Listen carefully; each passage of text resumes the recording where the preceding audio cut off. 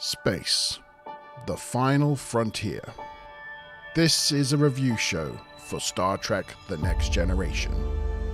Its continuing mission to explore interesting plot points, to seek out goofs and continuity errors, to boldly go where no other TNG review show has gone before.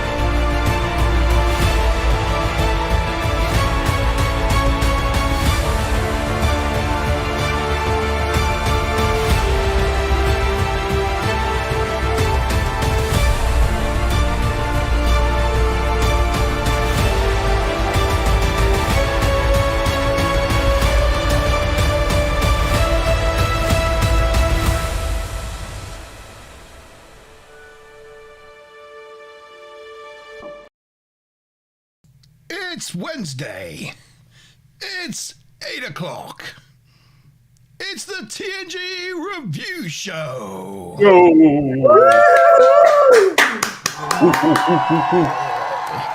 Hey. Good evening, everyone. It's TNG Review Show time. With me, Mazim Bob. With me, Montevan. Hey. I just become Maz. With me, Monty. We're off to a good start. And my co-host, Mazim and Bob, or my imaginary friends, I don't know. Tavi Kids Turner and Chief Sean, how are we all this week? Doing good. I was doing all right until I forgot entirely who I was. Not the ideal start. Identity crisis. Identity crisis. Yeah, it's the wrong episode. Mazima Bob, how's your week been this week? My week has been good. Yeah, work has not been so busy, so that's quite pleasant. And most importantly, on Sunday we started watching Babylon 5 again from the beginning. We did. We had much fun. Yeah, there's talk of a remake, so we might see some more. Who knows? Leave it alone. These things alone. We also might get some more of the Orville, and there was talk of a Galaxy Quest TV show. All things, all men. It's all coming at us. Yeah, but there was rumors of a Galaxy Quest TV show for quite some time, and then Alan Rickman died. Rickman died, and it kind of put those plans sort of on hugs. People thought, well, it's not. Oh, well, they're talking now, about, it's good that they're still thinking about it. A new cast of unknowns that don't cost, a tenth of the money. So, yeah. But then again, writer's strike, so it's all going on in America, and who knows? Some of these things will just get cancelled as they tend to do. So, yeah. Anyway, watch that space. Tavikins, how you doing? How's your week going? Pretty good. Working a lot. I'm manually plowing my fields, and compost. Plowing a lonely furrow. So does that mean you kind of like mount the plow yourself and like drag it across the field? I've got an old-fashioned wheel plow. Wheel thing. So it's wheels in the front and it's got its claws and Wow. it's like straight up like 1800s style hand rolling plow just on a wheel and pushing it through the field. And I'm establishing a new pasture and doing some hot composting. So I got one pile going and I'm about to start another one. Hot composting, sowing your wild oats. It's all going on. It is all going on the Tavakins farm. We missed a big anniversary yesterday. 29 years. 29 years since the end of TNG. Yeah. And today is 21 years since the end of Voyager. Is it? I didn't know. I knew yesterday's one. But yes, I didn't know about that one. Yeah, some big anniversaries this week.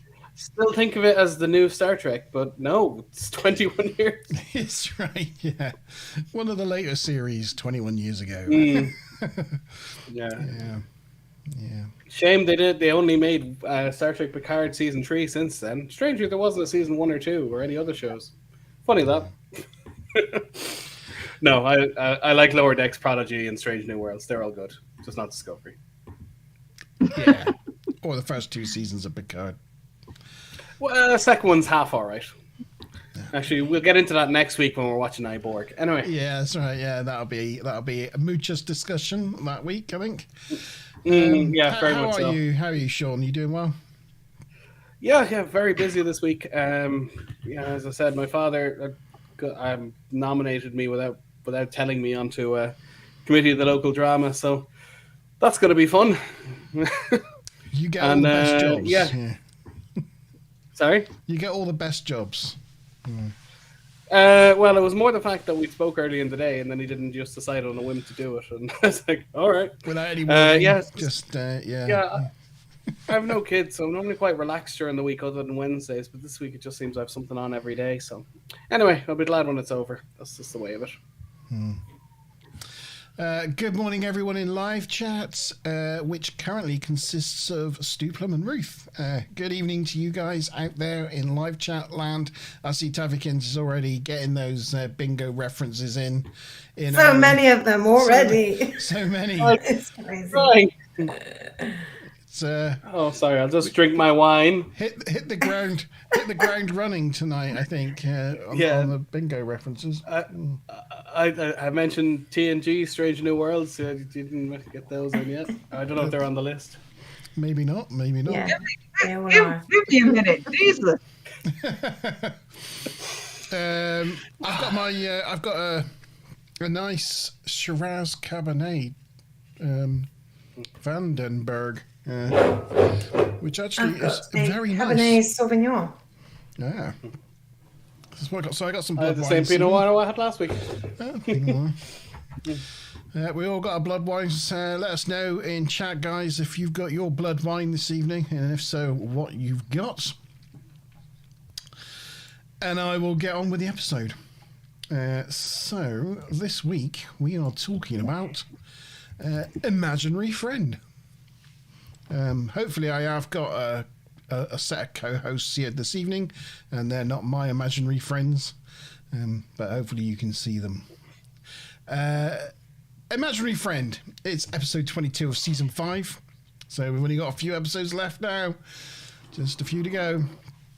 It's production number 40275-222, all the twos, and it first aired in the US on the 4th of May 1992. It was 121st to be both produced and released for TNG. The teleplay was by Edith Swanson. This was her only writing credit, and it was in conjunction with Brandon Braga, and this was his 8th of 24.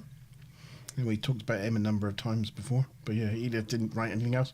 The story was originally by Jean-Louise Matthias and Ronald Wilkerson, and they're sort of a writing collaboration, I believe. And this is the first of 4 episodes that they wrote together. The next 2 being Schisms and Lower Decks. which are 2 pretty good episodes, I think. Mm-hmm. Yeah, plenty to talk about in both those episodes. Schisms is a great episode. Yeah. Not really Star Trek, but it's a classic horror. It's like Outer Limits or something. That's a great one. And Lower Deck sets up so many things. I won't even spoil it. It's great. Yeah. And they worked with a chap called Richard Flegel, and this was his only writing credit working on the story for this one. Directed by Gabriella Beaumont, who we've talked about a number of times before for being the first female Star Trek director. And this was her 5th of 7 episodes. The next 2 being Face of the Enemy and Lower Decks. So yeah, that was the writing crew and directing crew behind the episode. Oh, I haven't got your picture ready. Hang on. Want pictures? Present the pictures. Does anybody say what they're drinking tonight? No. Yeah, so I was on a Cabernet Sauvignon. Aldi's finest Pinot Noir. I meant live chat. And there's no one in Patty live chat. Toast, pineapple soda, and a passion fruit radler. Yeah, nice. Yeah, we're a bit light on the live chat so far. Yeah, Must be the late summer evenings. Yeah, nobody out there. Except for video calls. Well, this episode had a working title of Invisible Friend, apparently. It appeared on the Perfect Mate call sheet under that name, but then obviously later it was something different. I think it's one of those episodes that was a long time in the works, wasn't it? Yeah, I think Rick Berman was an early supporter of the idea, like the idea that, an imaginary friend could turn out to be real. But yeah. Do any know Larry Nemeczek at all? Not he's a bit of a Star Trek super fan. He's been hanging around the set since the 90s, taking photos and getting interviews and things and documenting a lot of the history. A lot of the facts we come up with come from there. He was also responsible for producing a lot of the Star Trek fact files, a lot of the photos and editing and stuff. But outside of being responsible for the fact files, partially, he wrote an episode of season 2 of Voyager, and they use it in season 6, and he gets royalties of about $12 a quarter or something to that effect. The story as he tells it, but the story that he wrote versus the story that actually went out is the one with the Klingons, and they find B'Elanna's baby and think it's like Jesus. That one, he said of a story, about 90% of it was changed from the start to beginning because it sat in development hell for 5 years until eventually they pulled it from the pile and developed it. So even though the story completely changed, he still gets his residuals every quarter in perpetuity. What did you just show us there, Tavi? What was that? Pomegranate. Is that what it was? I couldn't work out what it was. You planting some of those bad boys, are you? Pomegranate. There we go. I wish I could. Not the right climate. Yeah, I was thinking that. Falsify it in the greenhouse either. Fair enough. Okay, so Stuplin's on the homebrew. He's on the homebrew. Ruth, I might move on to some of that. Busy working. So she's not even a coffee. Not even a coffee. Okay, so the teaser. A young girl named Clara here, who has recently moved to the Enterprise, where with her father, Ensign Sutter, is talking to Councillor Troy about her imaginary friend named Isabella. Troy plays along, offering Isabella some tea. Clara describes her as being tall, pretty, with pierced ears. Her father tells Clara it's time to meet Keiko O'Brien in the Arboretum, where she's helping planting nasturtiums. On leaving, Clara tells Troy that Isabella likes her, which Troy is pleased to hear. Once she goes, though, her father expresses concern about this imaginary friend. Troy puts his mind at rest to say that it's a product of moving on from assignment to assignment. And now that she's more stable on the Enterprise, she'll eventually make some new friends and leave Isabella behind. Do we know who this guy is? Has he been in Star Trek before or after? Yeah, sorry, that's Mazza, that's your line. No, anyone? He's not been in it before, but he does later on play Gedrin in a Voyager episode called Dragon's Teeth, and he does like a voiceover in one of the video games, but he's not like somebody who's been in loads of different things. Yeah, do you remember the Dragon's Teeth? They find these people that had this kind of hyperspace network for getting around, and they've been in stasis for 800 years, and they tried to conquer the galaxy again. And Voyager basically has to shoot them down to stop them doing it. He's like the main guy. It's kind of got this kind of weird lily kind of vagina kind of neck thing. It's kind of like Cardassian, but it's like a lot bigger. Crikey. Yeah. It's got a vagina. The Vadwar, it's kind of like a cobra kind of thing. It's like really, it's like Cardassian got, like, but bigger. Neck flaps. Yeah. It's much bigger than a Cardassian. Neck vaginas. Oh dear. We're already sorry. What did we get to 16 minutes past 8? Sorry, guys. Yeah. Brought it right down. Oh my! I think Maz. I just knew I recognized his face, and you say he was in a computer game. He was one of the bridge crew in Star Trek Borg. That's correct. Computer game. Yeah. That's where I recognized him from. I didn't recognize him from his vagina neck flaps. That was No, you wouldn't. You wouldn't. No, But no. It's a memorable episode. It's one of the better episodes near the end of Voyager, at the very end. Yeah. Okay. So, the Enterprise has arrived at FGC 47. 47 reference. Hey. A nebula, which is formed around a neutron star. They are there to investigate this unique formation. What's strange about that, then, from a science point of view? I would imagine that the gravity is too strong, so it should just pull all the matter in, but instead it's sitting as a cloud around it. So, like planetary bodies in spheres should draw everything into it. So the fact that it's not is kinda... Yeah, but the thing is, this is me getting like space nerdy now, right? So neutron stars exist because they're the core remnant of a supernova, right? Oh yes, they're incredibly dense. Yes. So when a star goes supernova, it blows out, which creates basically what they call a planetary nebula, because it's just like a vast area of ionized gas, dust and gas.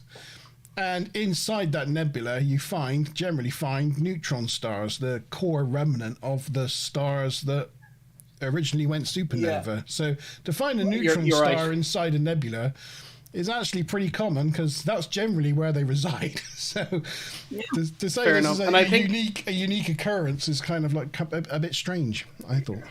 Yeah, and they do always mention neutronium as a material that they use, but as I understand it, if you got like a car or a bus worth of neutronium, and I could be very wrong about this, it would weigh about the same as the entire Earth, because it's so condensed and packed that it weighs more than you could possibly understand. So the idea, they go, the chip is made out of solid neutronium. It's like, no, you even in space where there's no gravity, the sheer mass of an ounce of, a cubic centimeter of solid neutronium, like, something that size would be just impossible to move. Yeah, it's like a thimbleful would like crush your car, Yeah, it's just it's incredibly heavy or dense, to use the proper term.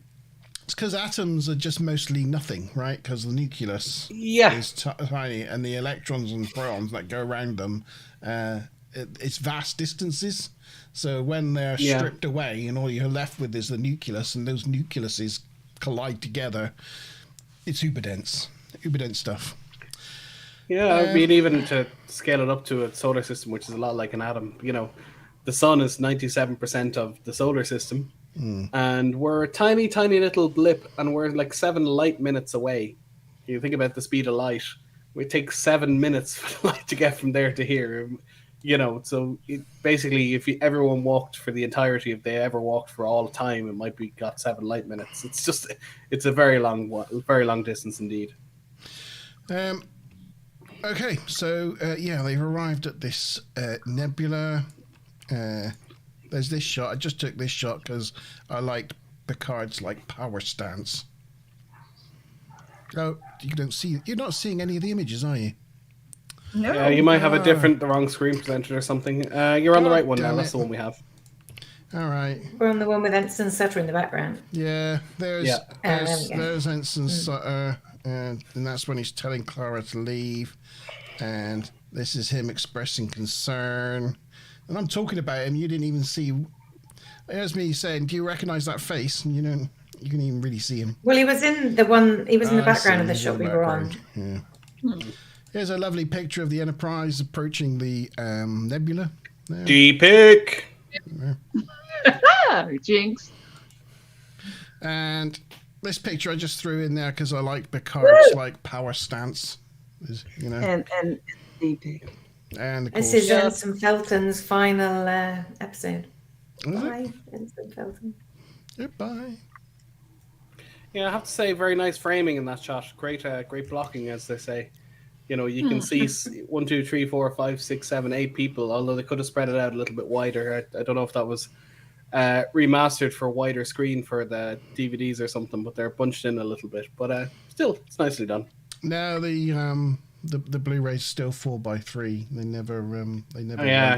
So they really, Geordie and that guy in blue could maybe be spread out a bit. Yeah, I think it was. I think it probably just the screen cap just caught that. Could be they're just walking across to make action. Yeah. Fair enough. Then a glowy thing enters the Enterprise, as glowy things like to do. It follows Data in... So many times. Oh, yeah. Just hang there just a second. Woo! Look at them lanky arms. Broad chest. I know. Oh my God, that shoulder spread. What are you looking at? Get this in now, because there's not a lot of the D to go around today. So he'd make a great rugby player. You know that, just soak it square up. shoulders. If he lined you up, I definitely think he's mechanically built in such a way he could really fucking hand you your arse. So yeah, so long as I get to eat the rugby ball or whatever that is. There's Data and Geordie. Yeah. Basically the same as football, American football. The glowy thing follows Data and Geordie around for a bit, but they're just talking about boring engineering stuff, so it gets bored and moves on. It then hangs out in the sick bay, where Beverly's giving Nurse Agawa some dating advice. It's like, no thank you, moves on from that. Yeah, and by the way, if he gets you pregnant, just go hiding for 20 years and never tell him. That's what I would do. And then name him after your dead husband, just to mess with his head. It's fine. Yeah. So the glowy thing continues roaming around the Enterprise and eventually finds Clara planting in the Arboretum. It pops inside one more. Clara's head. Unless it's a candle. And manifests itself as Clara's imaginary friend, Isabella. What? I was just going to say, unless it's a candle. Sorry, I'm done now. Wasn't necessary. Unnecessary. Okay. Anyway, that was the end of Act 1. Lovely. So we move on to a question. So teaser question. What did Clara have to plant with Keiko? So was it A, crocuses, B, zinnia, C, gladioli, D, nasturtiums, D, anemone, or anemones. Yeah, now I'm going to try that again. There's 2 Ds. Oh, okay. just right. The last one's supposed to be an E. Okay, well, you can. Yeah, I'll give you the benefit of the doubt on that one. Should be an E. Excuse me. Okay, and I'll give you a few seconds. I'll give you the second one. I'll read it out. I just won't. Go on ahead. Well, I was going to say, whilst you're waiting for answers to come in, so the girl who plays Clara Sutter is also Taya in a Deep Space Nine episode, Shadow Play. She's back into it. Yeah, that's the one with the holographic village, which is no way ripped off for an episode of Enterprise. I know who the other one is. The obvious one. And there's another factor about her, and I hope you don't say it because I have a question on it. So, okay. the actress playing Clara's first role was in the video for what Billy Joel music video, and I just copied and pasted the fucking answer into the chat. Well, let's just pretend I didn't do that. Oh, let me think about it. Hold on. Is it? Well, that was it. I don't know. Okay, I'm just picking this out of my head. I'm just. I can't believe it's a complete guess. This is a complete guess. I was going to give a hint and say it had a lot of words in it, but that's ruined now. Maz and I just completely guessed exactly the same thing. Out of nowhere. We did really well. Ruth guessed the same as well. Like, we must all be weirdly psychically linked. Oh, I can't believe it. Can't believe it did that. That's as bad as last week. And I said, don't say it. And you went sextant. I just thought because you said it, that's just because it's a funny word. Anyway, I can't believe I did that. Honest mistake. I just wrote it down as a note for myself. I need to get a template for this so I make it easier not to do that again. That's funny. When you were talking about the segment last week, it reminded me of some. This lets you know how old I am, or maybe we all are. We used to have Encyclopedia Britannicas. That was our Google, and as little kids, we were very immature and we thought fart jokes, but we thought it was absolutely thrilling that the word sex would in any form, because we were raised like strictly Christian, was in the encyclopedia. They're like, look, it's sex, and then there's a sextant, so we had to look up all the words that had sex in it, and they were extremely not thrilling at all. So I remember specifically sextant, and I'm like, that's not a ton of sex. Yeah, I once looked up the Irish word for sex because I didn't know it in an Irish dictionary, and my principal was standing right behind me. I was like 11 or 12. I was like, gave out to me a little bit. That's the sort of thing that lives with you for a while. Yeah, but it took. I was in an Irish school. We spoke Irish all day, every day, and it was just a word I just wanted to know, just out of curiosity. And I was just like, oh, Gnace, right, okay. So I just closed it again. I wouldn't have done anything with that information. But there you go. Sorry, there's an Irish reference for you. Yeah, the Irish for sex is Gnace. Now you know. Very good. Come on, Stu Plum, you got to get your answer in. Guess we didn't start the fire. You got to guess. We got our first chief one for tonight. I got a line. Let me check it to make sure you're not Bojangling. Oh, well done. But yeah, you could carry on with the next act if you want. Yeah. Well, you can do the answers for question one. I mean, everybody said D. And then I got it was nasturtiums, which I'd never heard of, so I thought it made for a good question. But you did mention it in your summary, so never mind. Oh, stupid. I had an issue with that scene because of the planting. She says she's planting nasturtiums. And why does trifling child go in there and say, you got to push your finger all the way in? I'm like, you're not supposed to plant them that deep. The seed depth is very shallow. It's a small seed. I've never heard of the damn things. Oh, well, I know. But it's like, what are you doing? They're not going to come up. They won't make it to the surface before they die. Nobody was watching over her while she was doing it. Well, they just gave her the seeds and just let her have it. You know. I know, it's an arboretum. They can run the UV lights 24 hours like a big grow house, so I don't think there'll be that much trouble. It has nothing to do with light. You need to the energy bundle. Spin the wheel, Monteban. Only gives it enough juice. I've got to find my wheel. To spin it. Hang on. Hello, sweetie. Hurry up and go. Hey, sweetie. Hi, Mr. T. Nice to see you. Or hear you. Or read you.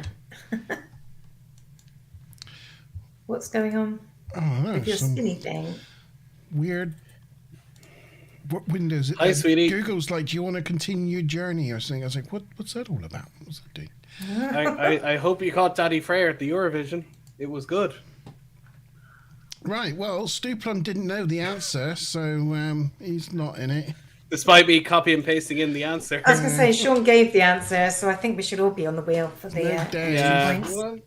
Well, Monty, you're the arbiter. Mr. Tavy, he didn't. Did Mr. Tavy? No, Mr. Tavy didn't answer. And Andrew's not here.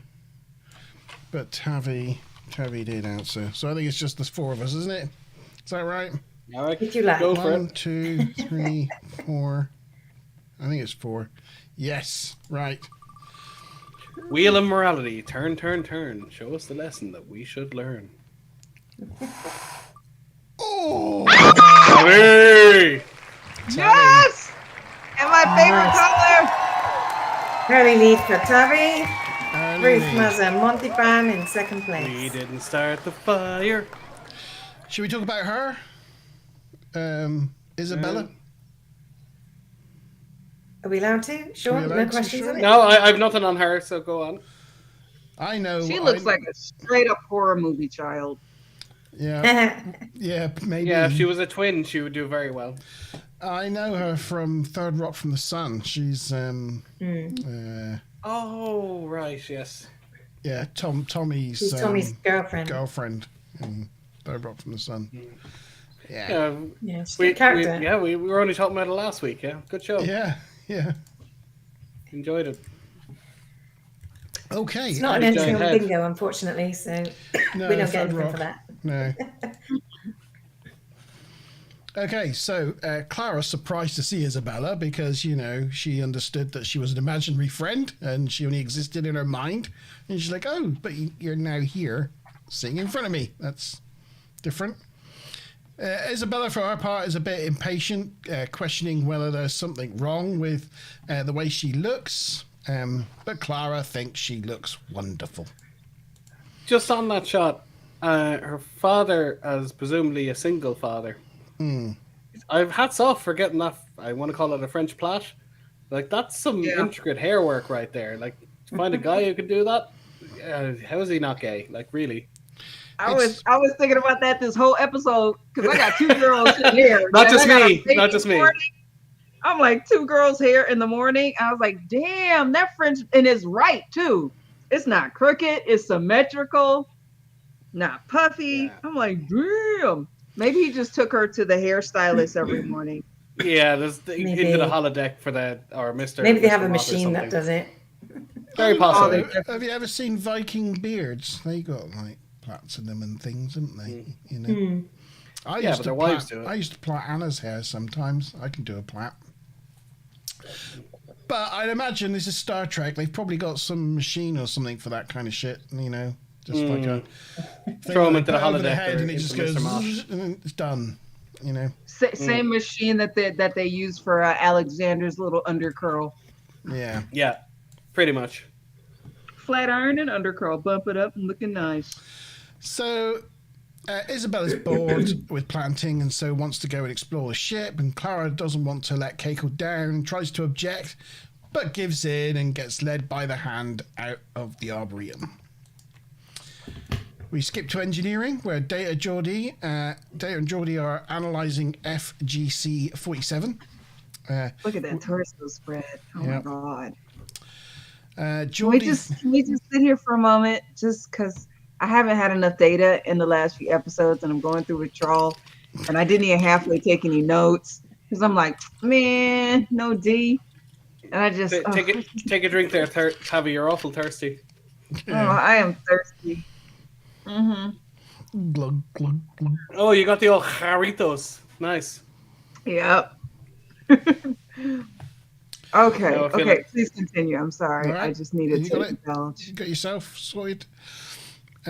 So Geordie thinks FGC 47 is a dorky name for a nebula, and Ensign Sutter interjects and thinks that Sutter's cloud sounds good, and Geordie and Data don't acknowledge him at all.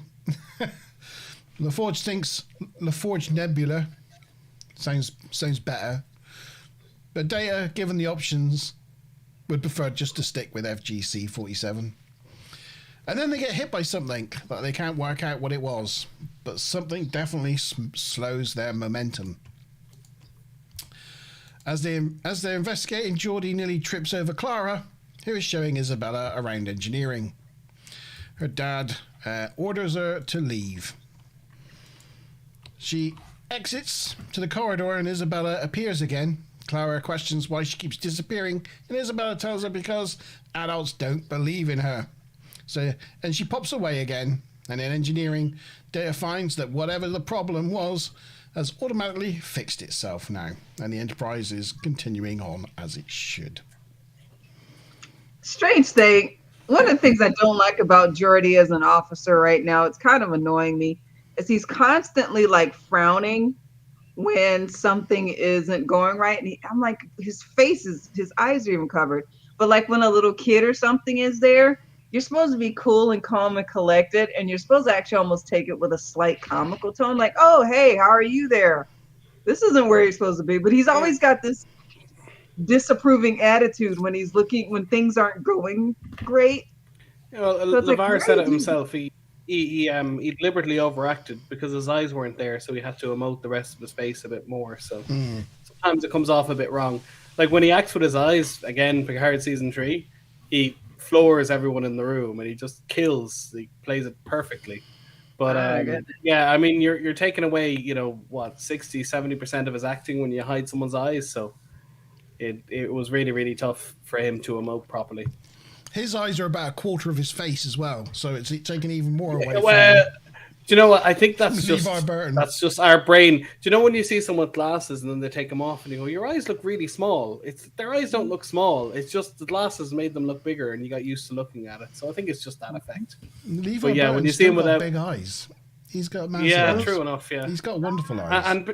And obviously he's a person of color, African American, what have you, and he's got brown eyes. But he obviously wears the contacts to make them look like implants, so they make him a lot brighter and bigger as a result.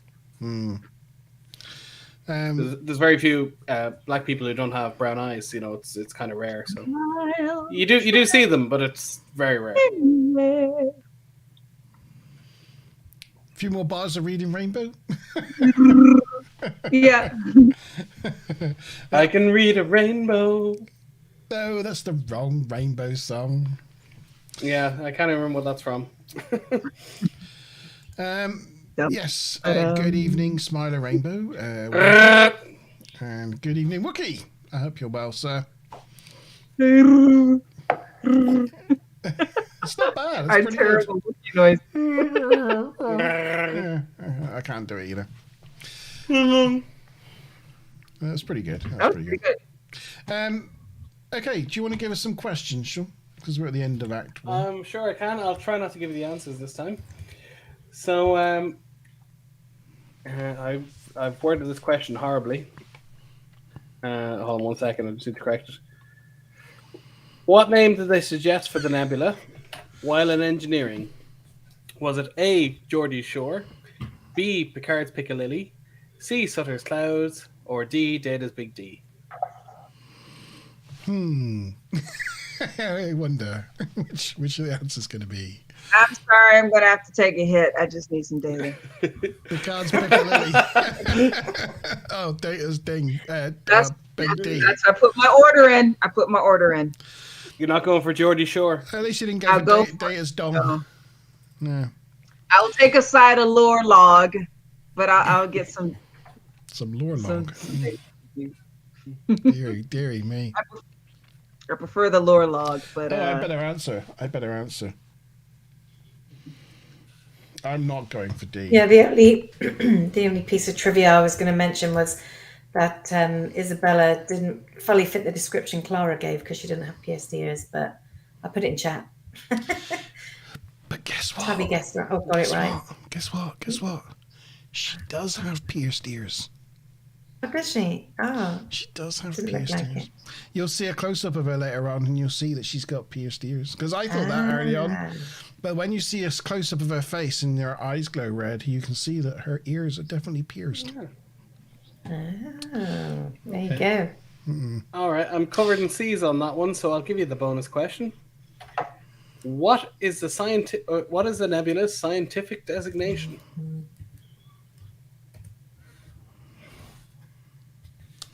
So all you note takers. I've said it a number of times. I think I can't remember the order of the letters. It's not Geordie Shore. It's not Picard's Piccadilly. It's not Data's Oh, Big D. You mean what is it called in the episode? I have it written down. Yes. Yeah. That's not the kind of answer you can copy, Ruth, I'm afraid. I'll press send on my thing. There you go. I even got the letters. in To there. It is one you'd have to just write down. You would never remember. Although, 47 reference, of course. It is a 47 reference. There are a couple of 47 references in this episode. Yeah, there might be more. You never know. Yeah. Well done, Ruth. Yeah. Okay, so who got the... wait, so that's Tavi, me, Ruth, Stuplum, and Maz. So I just got to add Stuplum to this. And everybody else answered C for the first question, which I assume is right. So everybody got 40 points for that one. I am spinning that wheel. Yes, Sutter's Cloud, that's correct. Well, they also said LaForge's, LaForge's, I forget. Nebula. But The LaForge Nebula. That's what it was. But Geordie Shore Tavi was again. Amazing. You have the look of the wheel, but Geordie Shore was too funny not to include, so I just went with that. I think the wheel is feeling petty on me because I'm just fiending so hard for some positronic D today. Thirsty for some D. There you go. Woo! There you go. I need a drink. Right. Sorry, I had to put these girls up, but here we go with the next picture. We're into Act 2, and we're in the observation lounge. You can see his ear, if that helps. Don't know if that helps. Yes, it does. You can see his left ear. Nuzzle and You can't see his final front ear. No. Yeah, bet me to it. Good man. Yeah. Okay, in the observation lounge, Picard wants some answers, but Geordie doesn't have a clue. Not a clue. It seems like they're looking at some unique phenomenon. So they decide that they're going to take some samples and proceed with caution. On their continued tour of the ship, Clara wants to know why Isabella is so serious now, so Isabella tries the whole smiling thing for the first time. They decide to go somewhere where there are lots of people. Clara tells her imaginary friend how difficult it is to make friends when your dad is moving posts all the time. They race. You can't see her. Sorry, go on. Go ahead. You can just make out. What? That's all I was saying. Sorry, go on ahead. Yeah, you can just make out her pierced ear. You can make out the piercings. Yeah, just about. She's not wearing anything, but you can just make out the little holes just about. But on the standard definition telly on a bad videotape in the 90s, not a hope. No. So they race through the corridors and they bump into Mr. Worf, who orders them back to their quarters, as little girls shouldn't be running around the corridors. But then when Worf enters another room, they creep back past him. And there's them creeping back through the corridor on their way to 10 forward. Meanwhile, back in engineering, they are working on collecting samples, and Sir asks Geordie what it was like being a child of the Starfleet officers, as he thinks it must have been tough not being able to keep friends. But Geordie doesn't remember it that way. He always saw it as an adventure. But let's be honest, the fact that Geordie now is like his only friend is an emotionless android. And his ability to talk to women is, shall we say, less than legendary. Yeah, true enough. It probably technically it is legendarily awful. Oh my god. Well, he ends up with 2 daughters somehow. Yeah, that's true. Yeah, I think the fact that they didn't say how he got those 2 daughters is kind of worrying. Yeah, well, he could have built a machine to incubate them. We don't know. Yeah, but you know what they say about sons and daughters? When you have a boy, you have to worry about one boy. When you have a daughter, you have to worry about all of them. I just hope Leah Brahms hasn't left some genetic files Well, lying around. like his two daughters are clearly different skin colors, so who knows what the story is there. Generally speaking, that wouldn't happen if they were full siblings. No, my kids are different colors. Our entire family. really? Like, Yeah, I was going to say it's actually quite common. No, I stand corrected. Sorry. Okay, fair enough. I was under the impression They talk about it. I for whatever reason, like I love, sort of watching a lot of, black comedies and stuff like that. Me and my other half both, and we watch a lot of Blackish, and it's one of the things that they cover as being like a bit of an issue in some families is to differences in skin tone. It can sometimes cause some arguments, can't it? I believe, Tavi. But... Oh, I see. I'll correct my ignorance on that. Although I did once hear a story about a guy who basically saw a child being born and like basically went to hit his wife because thought it wasn't his, and they went through the blood tests and stuff, and it turns out like his great grandfather was Spanish or something. And there was this kind of throwback gene, and the child was a little bit darker than it should be, but it was actually on his side of the family. But like he like moved out of the house and insisted on blood tests and stuff, and that would have been fairly awkward. It all came back together. Oh my God. I wouldn't like to be there for that one. Did you say he almost hit his wife? Yeah, he like went for her in the bed because the child came out and she was, there were two pale Irish people and the child was just a little bit darker in skin color. But as I said, apparently he was like a 16 Spanish or something, and it was some sort of throwback gene. That is really terrible for the Irish stereotypes. Yeah, well, we're just very, very pale people. So when the child is born that's not pale, it's really unusual, It's the way. No, I'm talking about the domestic violence. Oh yeah. Well, yeah, that wasn't good. Question from Wookie about spaghettification. In theory, could a guy stick a certain digit into it if he had managed to glide the event horizon? Is it possible? What would the dude see looking down?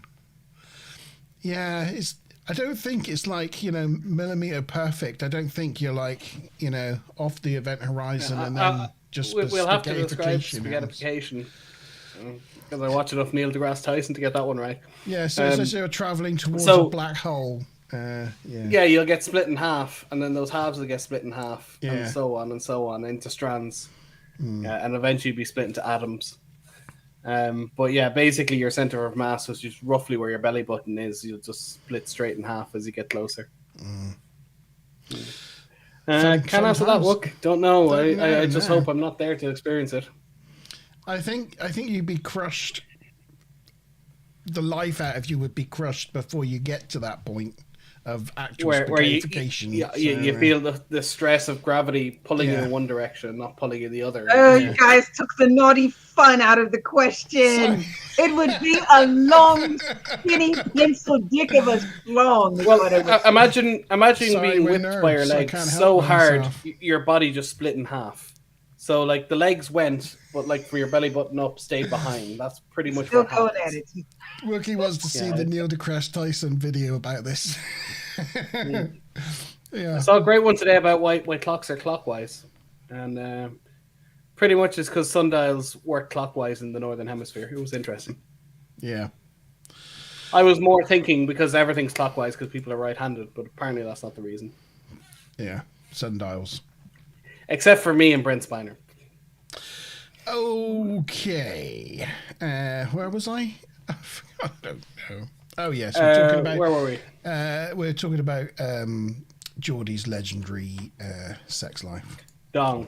Lack thereof. Okay, so Data and Guinan are seeing things in the clouds and the nebula. In 10 forward, Guinan's seeing all sorts of things like fish and sailing ships, and Data can't see anything except for clouds. He thinks it's interesting how people can try and make patterns out of random things. Besides, it's clearly a rabbit. I thought it was quite a good quip from Data on that one. I was like, oh, touche, well done. Yeah, well, he even went bunny rabbit. Like, there's a bit of humor in there, yeah. Guinan spots Clara entering 10 forward and heads to intercept her. She asks if she's lost, and Clara says no, she's just showing her imaginary friend Isabella around 10 forward. Guinan makes her a papilla juice with extra bubbles. Yeah, that kind of reminds me of like gin fish bowls. What the before they were a glass? thing. Mm. Yeah, I've got a number of those sort of glasses. Clara likes the fact that she just accepts her imaginary friend, as adults don't usually accept that sort of thing. Guyan explains that it's because adults are preoccupied adulting, so forget about things like imaginary friends. And she tells her about her imaginary friend that she used to have called a Tarkasian razor beast. And she tells her all about that. Troy enters and takes Clara and Isabel for a walk and tells her that she shouldn't go to 10 forward and she shouldn't roam the ship. And Clara claims that Isabella made her do it. Of course she would. Of course she would. In the turbo lift, Deanna tells Isabella off. Initially, she points in the wrong direction and she's telling Isabella off. And Clara's like, she's over there. So she kind of straightens herself up and starts again in the right direction this time. I thought it was rude. I was like, you let her talk that long without interrupting her. You just, okay. Yeah. After she tells her that she needs to ask permission to go wandering about, Clara leans forward as if she's talking to someone, and Deanna wants to know what it is she said, and Clara is reticent initially to say what Isabella said, but eventually she says, "You better leave us alone."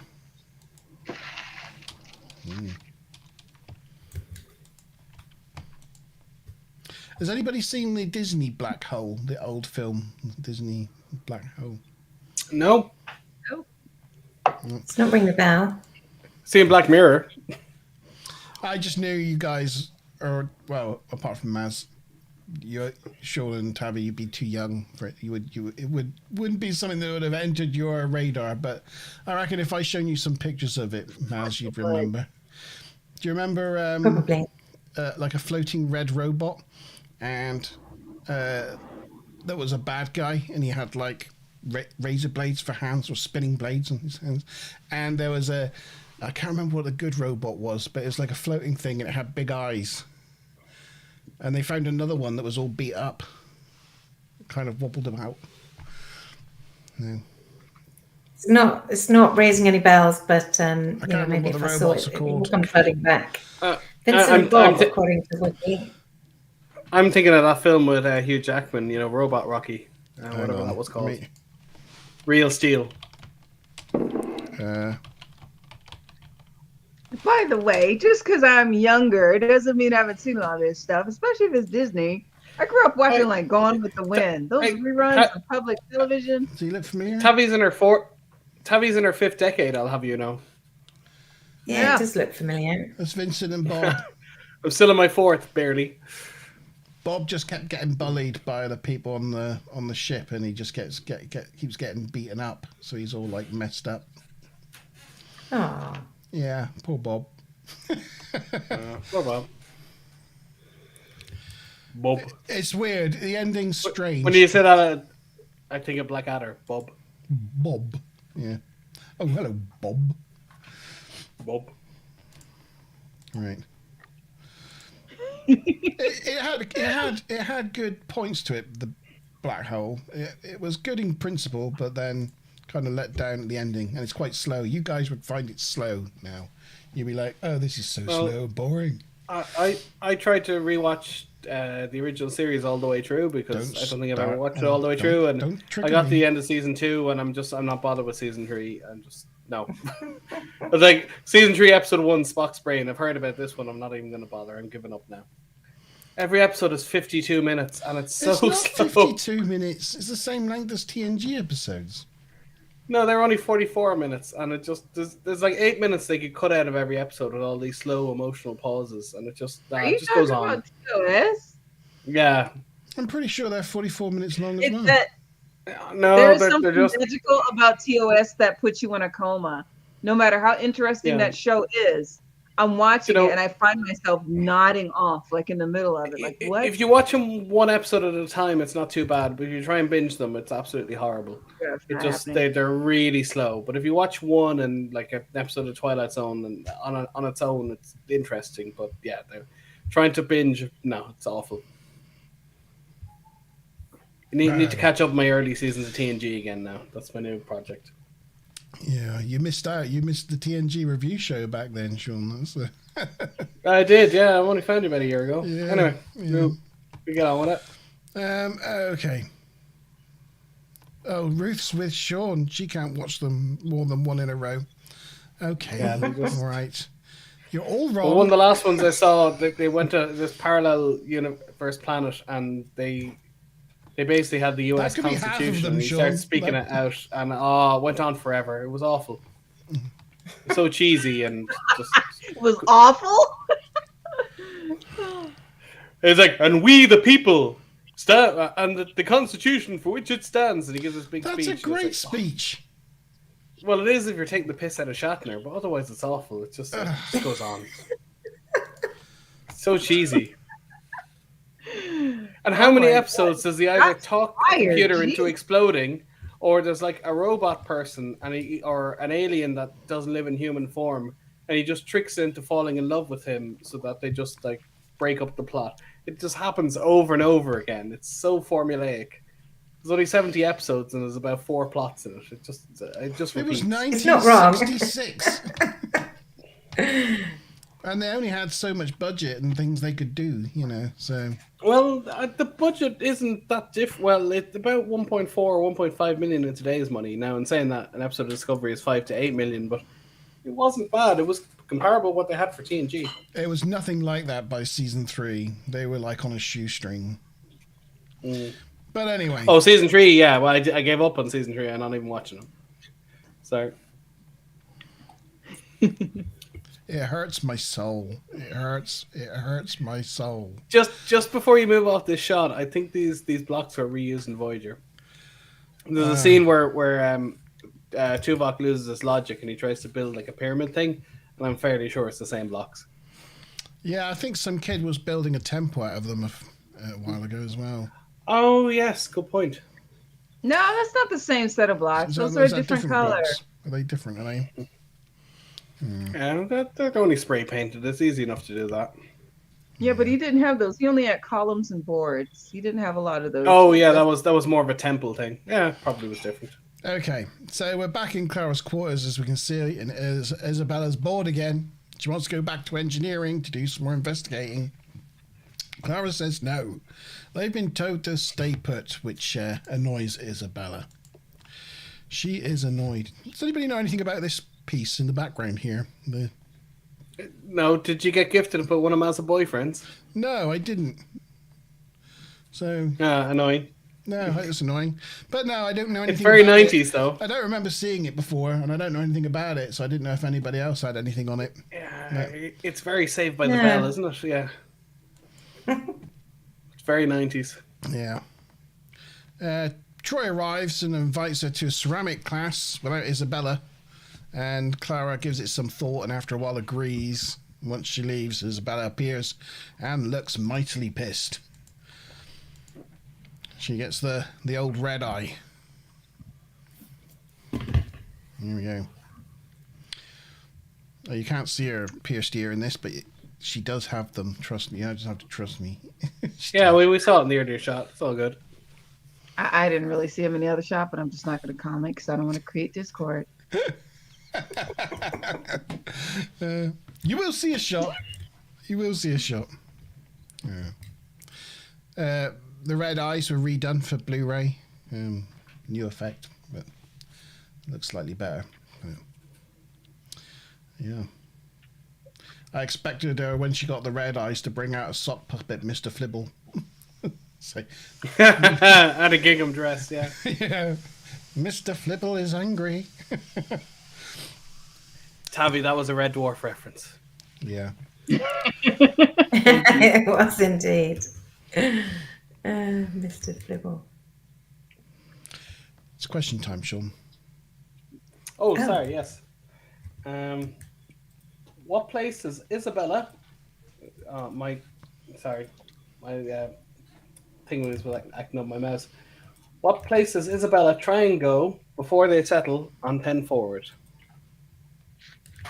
That's the question. What place is Isabella trying to access before they settle on 10 forward? Isabella trying to access before they settle on 10 forward. Isabella trying to access before they settle on 10 forward. That's the question. What place is Isabella trying to access before they settle on 10 forward? Isabella trying to access before they settle on 10 forward. So they're going to go one place. They said, I want to go somewhere. She said, you're not allowed. I want to go somewhere with people. And then they go say 10 forward.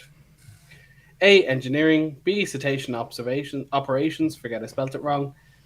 C, the armory. D, the holodeck. E, the cargo bay.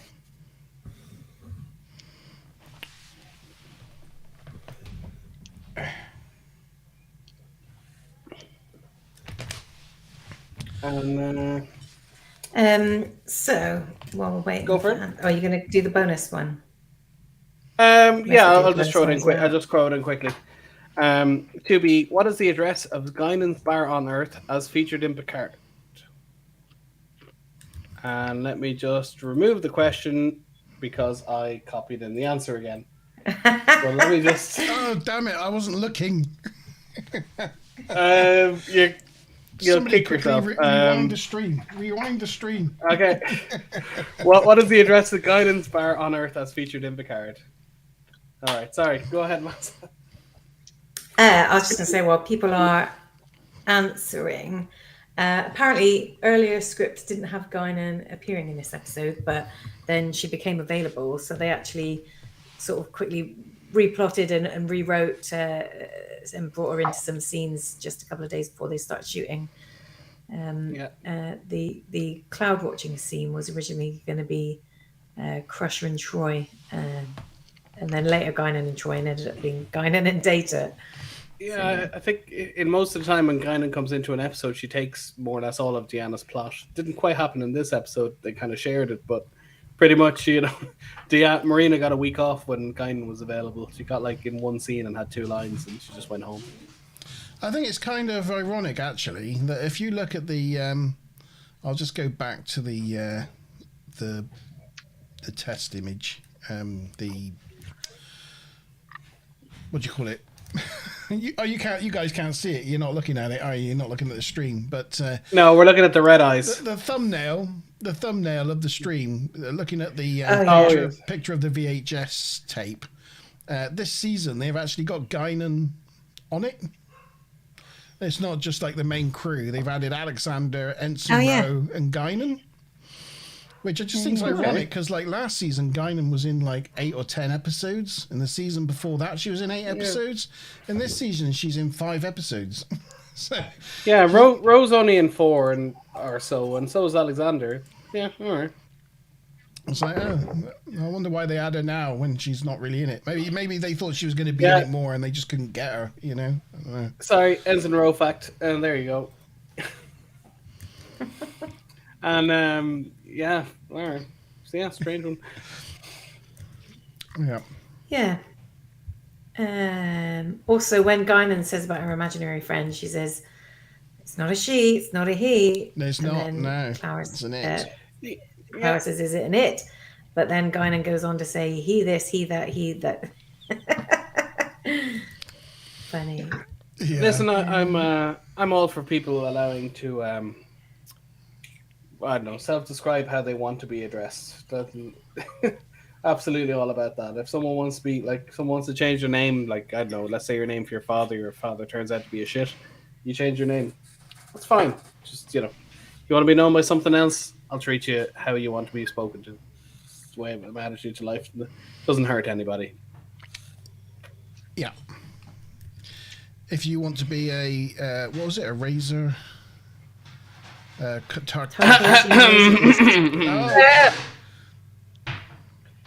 I just had a cough there. That might be a question. Okay. I didn't say anything. Anyway. So the answer to the first question is they were trying to access the cargo bay. So I caught a lot of people out with that one. Well done. Yeah, we got a total mix of E's and A's. About 3. Mazza, Monty, and Stu. And it wasn't in my notes. Yeah, and they did go to engineering earlier in the episode, but it was the cargo bay she suggested accessing. Yeah, they just passed it. And, she was like, "Oh, what's behind this door?" And she was like, "No, that's the cargo bay. We're not going in there." Yeah. 2B is it's Guinan's bar is at 10 Forward Avenue. I'll accept Forward Street and Forward Close, but the most stupid retcon in all of Star Trek ever. 10 forward wasn't just the forward section of deck 10. It was named after a bar on Earth. It's so stupid. It just kills me. But nonetheless, it makes for a fun question. Tabbykins got it right. Well done, Tabbykins.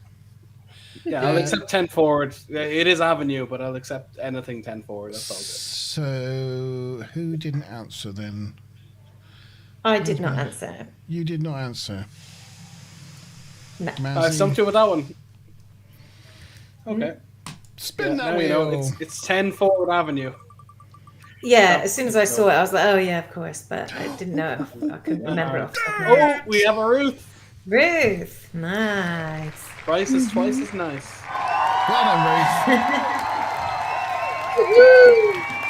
Congratulations. I did like her hat. The more the show goes on, the more detail you see in her clothing.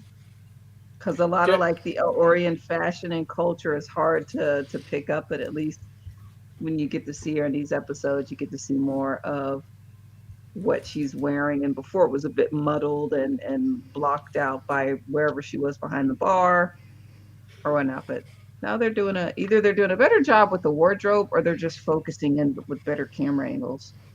Did you ever see the Photoshop of her, like where basically her hat is the saucer section of the Enterprise? No. Yeah, I'm sure you can Google that. It's good. Yeah. That would be good. You want me to Google that? If you want to. Hold on. I'll try and find the right. Yeah, just Google Guinan as the Enterprise and hit image search. Guinan hat Enterprise images. Another bit of trivs as you're looking it up is that originally the story share it with the was gonna class. be I was will. going to have Isabel. I'm just bringing it up. Sorry, Mazza. I was just going to try and just fill some time while Mark was googling things. But it's all right. Sorry, just made me laugh. Pretty wrong for that. Cool. That's quite funny. That is messed up. That is not how I thought that photo was gonna look. Well, I love it. Very good. Sorry, Maz. We'll shut up now. Go ahead. Tell us your facts.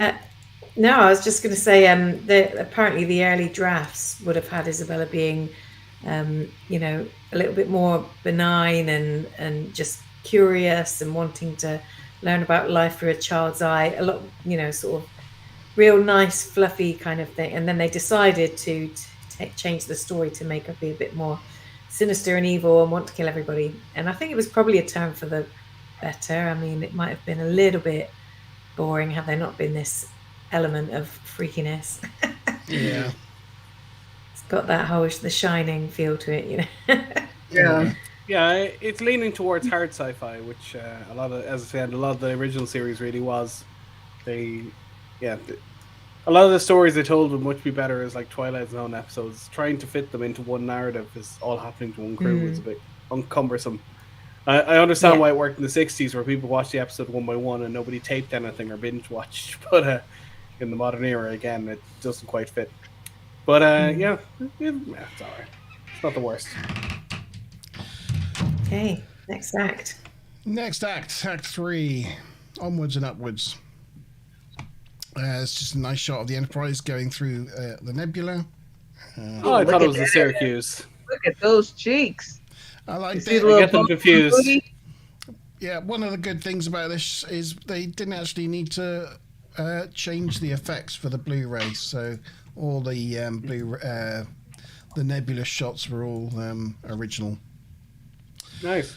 On the bridge. Woo! Yeah. Thank God. Data explains as they go deeper into the nebula, levels of helium and trionium are rising, but it's not going to be a problem for the shields. The Enterprise is shaken again, though, by something unexplained, and it's striking their shields. They increase power to impulse engines so that they can stabilize their speed. Why is Riker at the tactical station? Why what? Why is Riker at the tactical station? That's not Firing Riker. phases over there. Riker's in engineering. Sorry, Worf. Oh. I don't know. Is he firing phases at the nebula? So that he can be in shot. Yeah, pretty much. Wants to be in the middle. There's Riker. He's in engineering. He's pretending to understand what Geordie's going on about. Classic manager pose there. Just frowning, shaking his head, going, oh yes, I completely understand what's going on here. Yeah. You know what I love about management? When you give them a really obvious solution to the problem and then they just blank you and then ask the question again. So how do we fix it? This system doesn't work. We just need to replace it with this other system that does work. Okay, and how do we fix it? Yeah, you just change the one that doesn't work for the one that does work. And how do we fix it again? Management, have to love them. Always ask how 3 times. Yeah, it's the 3-time rule. Yeah. In engineering, you see, this process takes 40 steps. So, you know. Yeah, I know. This process takes 40 steps. Here's a process that takes 5. Do this one. Yeah. Okay. We'll take that under advisement. Nothing happens. God forbid you change something. Sorry, go on. In engineering, they are subjecting the cloud sample to a warp field that creates fibrous string-like things, and that's what's causing the drag on the ship. Geordie thinks that if they project a warp field through the deflector, they should be able to see how many strings are actually out there, because that seems to be what's stopping the ship. We go to. I'd love to know how you do a warp field through a deflector. All right, but yeah, it's going to be fun. I don't know. There's no warp coils there, so no. That's why I can understand how you can do shields through it. I don't understand how you can do sort of a phaser blast because you can distribute energy. But I never understood how the Defiant have generated a warp field bubble with it all being enclosed in the ship. It doesn't have like the middle bit. You know what I mean? Well, because it's such a small ship, they create kind of a bubble of warp. So if the bubbles kind of intersect, then it's fine. So because it's a small ship, they don't need to be in line of sight. That was my thinking. So he's saying he's saying that like it's natural science. Yeah, well, they need to be kind of explains it all. Then, kissing distance. Yeah. But if they have really big engines and a really small ship, so the kind of circles of the warp field kind of intersect, and that makes it work. Yes. I'm glad I asked. In the class, Troy introduces Clara to Alexander and they sculpt clay together. Alexander is making Worf a cup that I'm sure Worf will treasure forever. I quite like it. Yeah, it's pretty cool, isn't it? It's like one of our ones that we have there. Rustic goblet. Yeah. It's got like horns on it and everything. On the bridge, they do the Geordie deflector warp plan thingy and find that they are indeed surrounded by strings. Day reports that they are surrounded by 47 million strands, in fact. And ops and cons seem to be squeezed into each other by some sort of gravity well. Yeah, you could even walk between them right now. Yeah. Yeah, normally you could stretch your arms out. They're like squeezed right in there. Yeah.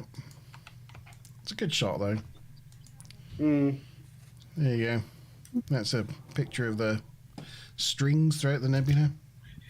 Actually, I like that shot because it illuminates up off the core and then it kind of creates a line off the saucer as it would. I don't know if that's a remastered shot, but the lighting is really spot on for what would happen. So I like it. It's not. This is as it was in the original as well. They didn't need to remaster any of these. Well, it must have been practical then against some sort of backdrop. But just as I said, the way you have to get a straight line off the saucer, exactly as it should look. I like it.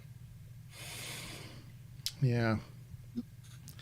Oh yeah, you can tell by the deflector and the way it's lit and the way it's kind of a bit uneven that it's a practical. Yeah, I like it. Next week, people should potty paint your TNG uniforms on because it's summer. The problem with that Wookiee is like I'm hairy like a gorilla. So I was about to write. I just put in chat. It would be paint one to in my fur. It would be a mess. It would be a mess. Well, it's not too bad here in Ireland. You know, we're kind of into summer now. And it's about 17 degrees. I can live with that. It's all right. Wouldn't want to be Tavi in Norway. She goes from -20 to +40 depending on the time of year. It's a hell of a swing. And you have a body like a hairless cat. Yeah, I'm fairly hairless. Yeah, But I'm also a very big guy, so yeah. I'm like 18 stone. So yeah, I hold heat well.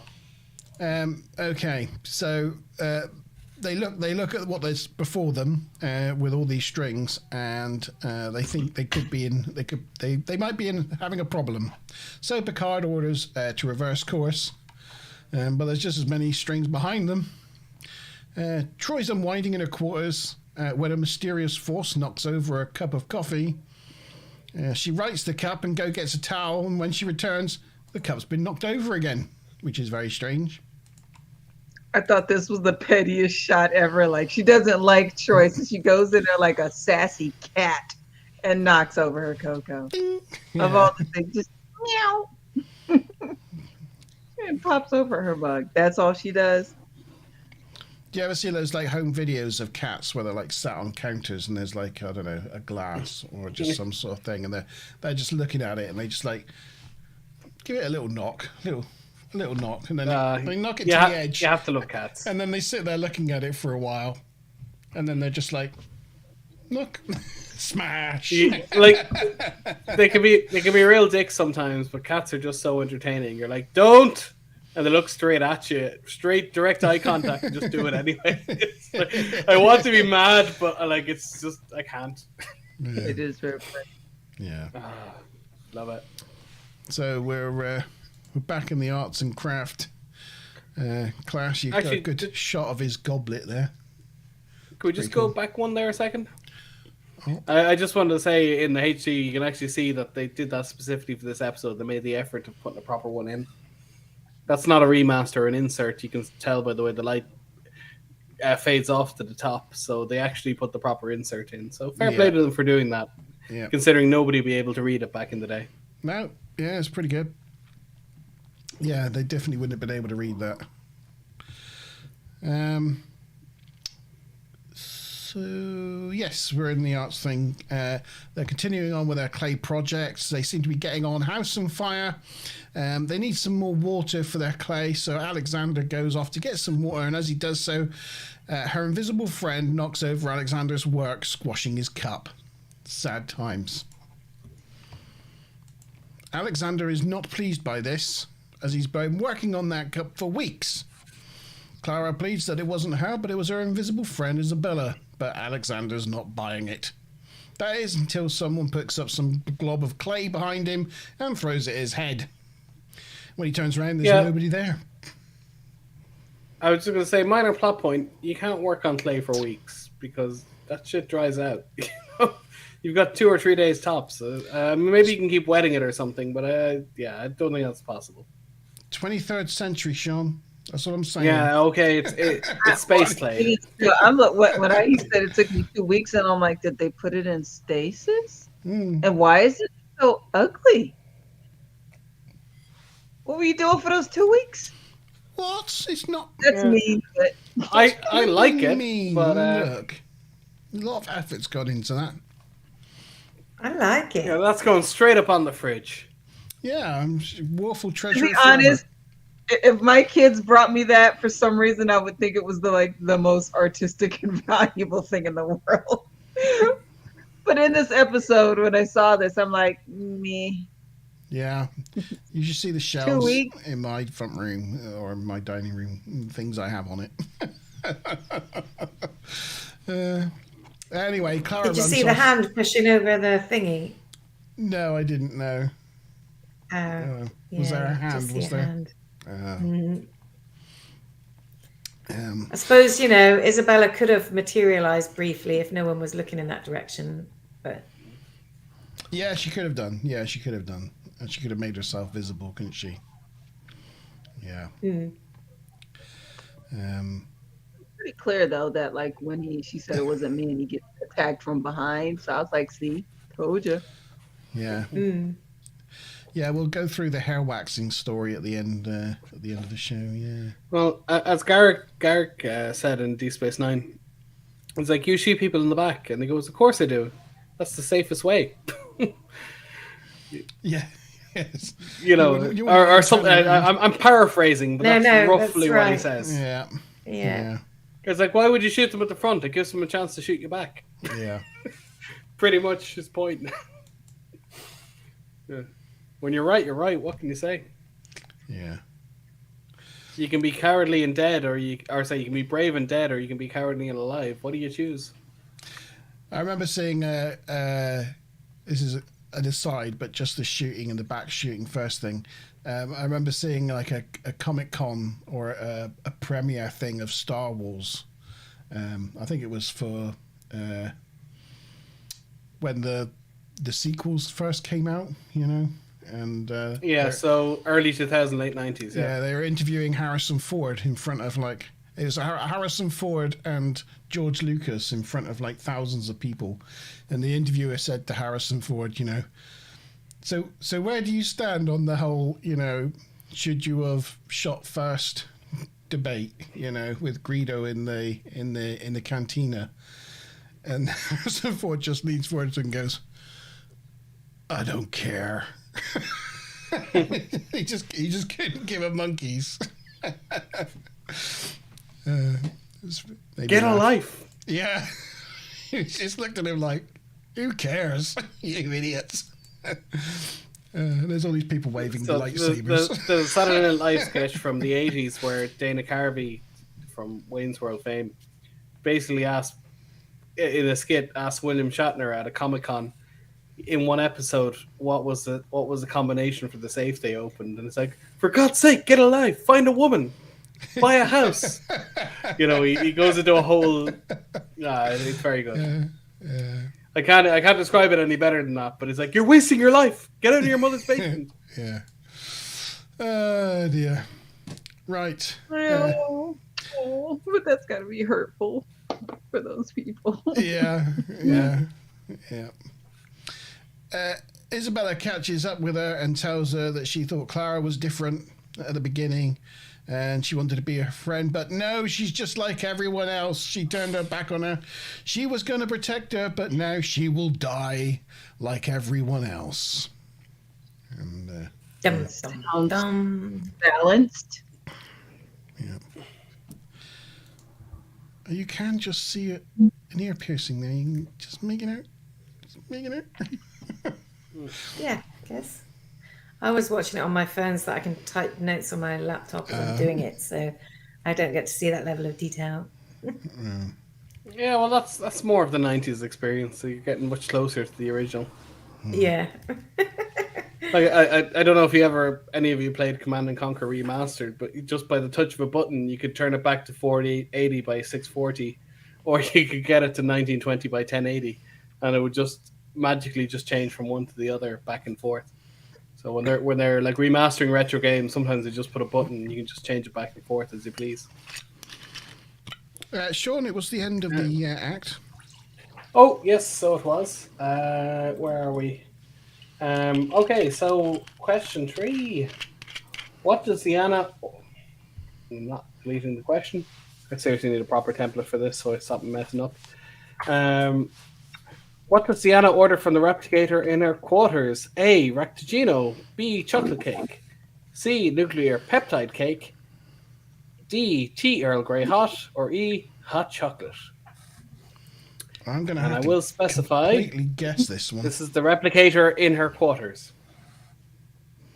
This is a guess just based on the fact that it's Deanna Troi.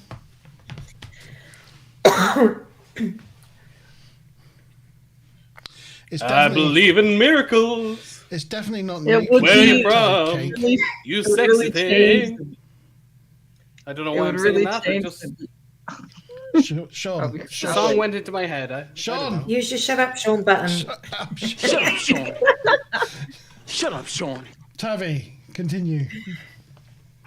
I was just saying, it would have been very interesting if in one episode they mentioned that chocolate is actually like a narcotic to beta-soy Zeds, and then it was realized that Deanna Troy's been like high on drugs for the majority of the time. She's just tripping off her tits the whole time she's there. Yeah, that's why she's such a crap telepath. It's always like stoned. You're like, I feel you, man. We've seen Betazoid since, and they never had that. So, Yeah. Other than what's the one in Voyager? Basically, he was born without the ability to read minds, and because he couldn't feel anything, he became a psychopath and started killing people. The guy from Chucky, I forget his name. Anyway, it doesn't matter.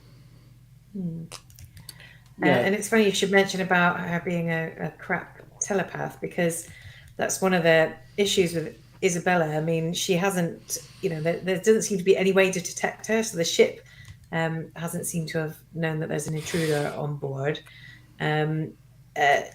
Troy doesn't get any emotions from her, clearly, even though she's a presence there. Things like Geordie can't detect any energy patterns, or you know what I mean. It's like she seems to escape all kind of detection, including telepathic. I was even surprised actually when Clara walked into 10 forward and met and talked to Guinan. Why didn't Guinan sense evil? She has before. Would have sensed something, because usually she's all over that kind of shit, and she's like, I feel a disturbance in this kind of thing. When Deanna and Luoxana are abducted by the Borg, they start reading their thoughts and say everything, and then you see Medivh Nana goes, "Oh, we can't read Ferengi because their brains are four-lobed." So I guess they are whatever is convenient. Convenient to the plot. Yeah, absolutely. Have we got a bonus question, Sean?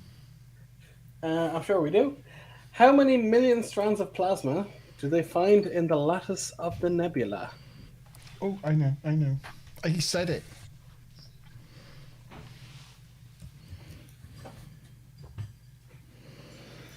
Because it was the second reference, I think, for this episode. Yeah, I don't think I caught anyone with that one.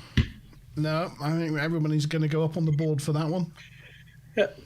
I should point out, I come up with these questions independently to Monty Band's quiz, and I try and find the most obscure details, like the type of flowers they're planting, and Monty somehow picks the exact same details and puts them in every time. Yeah, that's good, though. It just reminds people, doesn't it? And it means they can answer the questions. I do my best to find really obscure details. Yeah. But it doesn't always work. Monty, Ruth, Tabby... Me. Although I did say last week, if there's a number question, you always answer 47. Always, even if you just guess. Always, if you don't know, just answer 47. That's the rule. Yeah, that's the rule. That is the rule. Right, I think that's everybody in. So I'm going to spin that wheel. Boom. I feel like I stole it from you, Stupland. That's Maz. Well done, Maz. Thank you. And we're on to Act 4. Before you go on, sorry. No, we're not on to Act 4. There was also just something around when Clara and Isabella, before they went to the pottery class, it looked like Troy was going to be knocking on the door from one hallway, but she was coming from another room, and I think that was the Sutter's quarters, right? So what we're thinking here was Troy babysitting, I guess. Is that something she usually does? Maybe. I don't know. They kind of did a weird thing for this one where they kind of combined the two junior quarters together, and they did some alterations to the set. So the set's not quite as what it normally is. And they kept having those little round pictures everywhere. Yeah.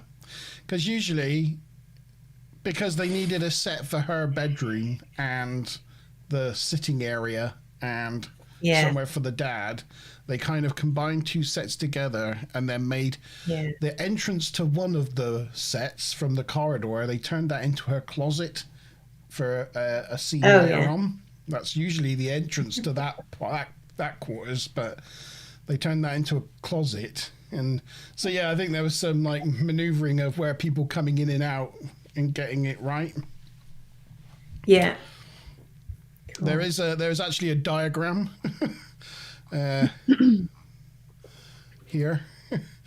So this is how I know this from the wonderful site. Oh, nice! Extra Cynthia. This is one of the quarters they use.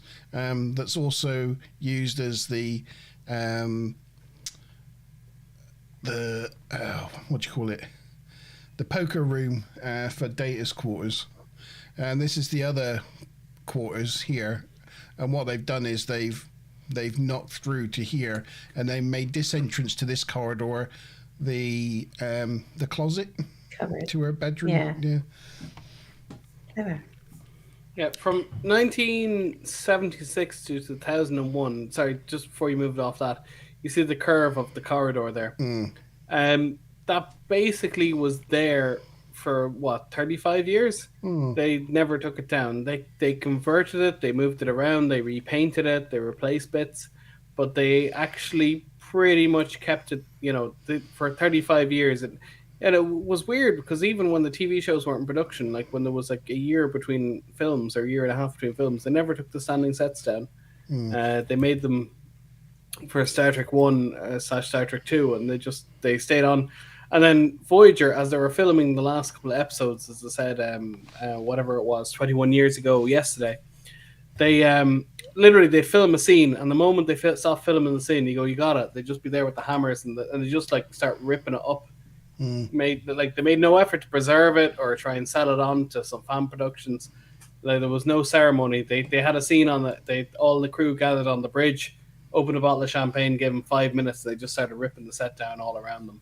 It was no ceremony. After 40, I said about 35 years, they just did in the dumpster, gone. And such a shame they did that. Okay, Act 4. Act 4. Right, the Enterprise continues to make its way through the strands, but it keeps slowing them down. Again, another nice shot of the Enterprise. In 10 forward, Troy's eating chocolate cake. She's all about the chocolate in this episode. That's why I specified the 1 1/4, because she ate chocolate twice. Yeah, if Troy's eating chocolate cake, it means there's something wrong. So, yeah. Guinan comes over because she senses that. Excuse me. Bless you. That there is something wrong, and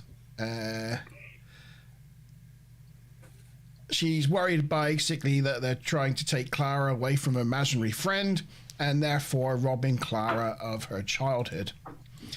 Guinan tells her about her imaginary friend, the Razor Beast. And it turns out that she still talks to it from time to time. Less so over time, but she still does. Then Ensign Sutter calls Troy to his quarters because there's something wrong with Clara. I keep going to say Stutter when I see his name, Sutter. That reminded me when I saw Sutter, and I kept saying Stutter when I was making these notes. It reminded me. Sorry, you keep going to say? Stutter. Anyway, isn't it awfully cruel? That they stutter. It's like they put an S in lisp. Yeah. Like, who did that? That's just an arsehole move. I don't know. Lisp. Like, that's just mean. Some people still say instead of ask, they say axe. Right. That's how we say it down south in the U.S. Especially in the south,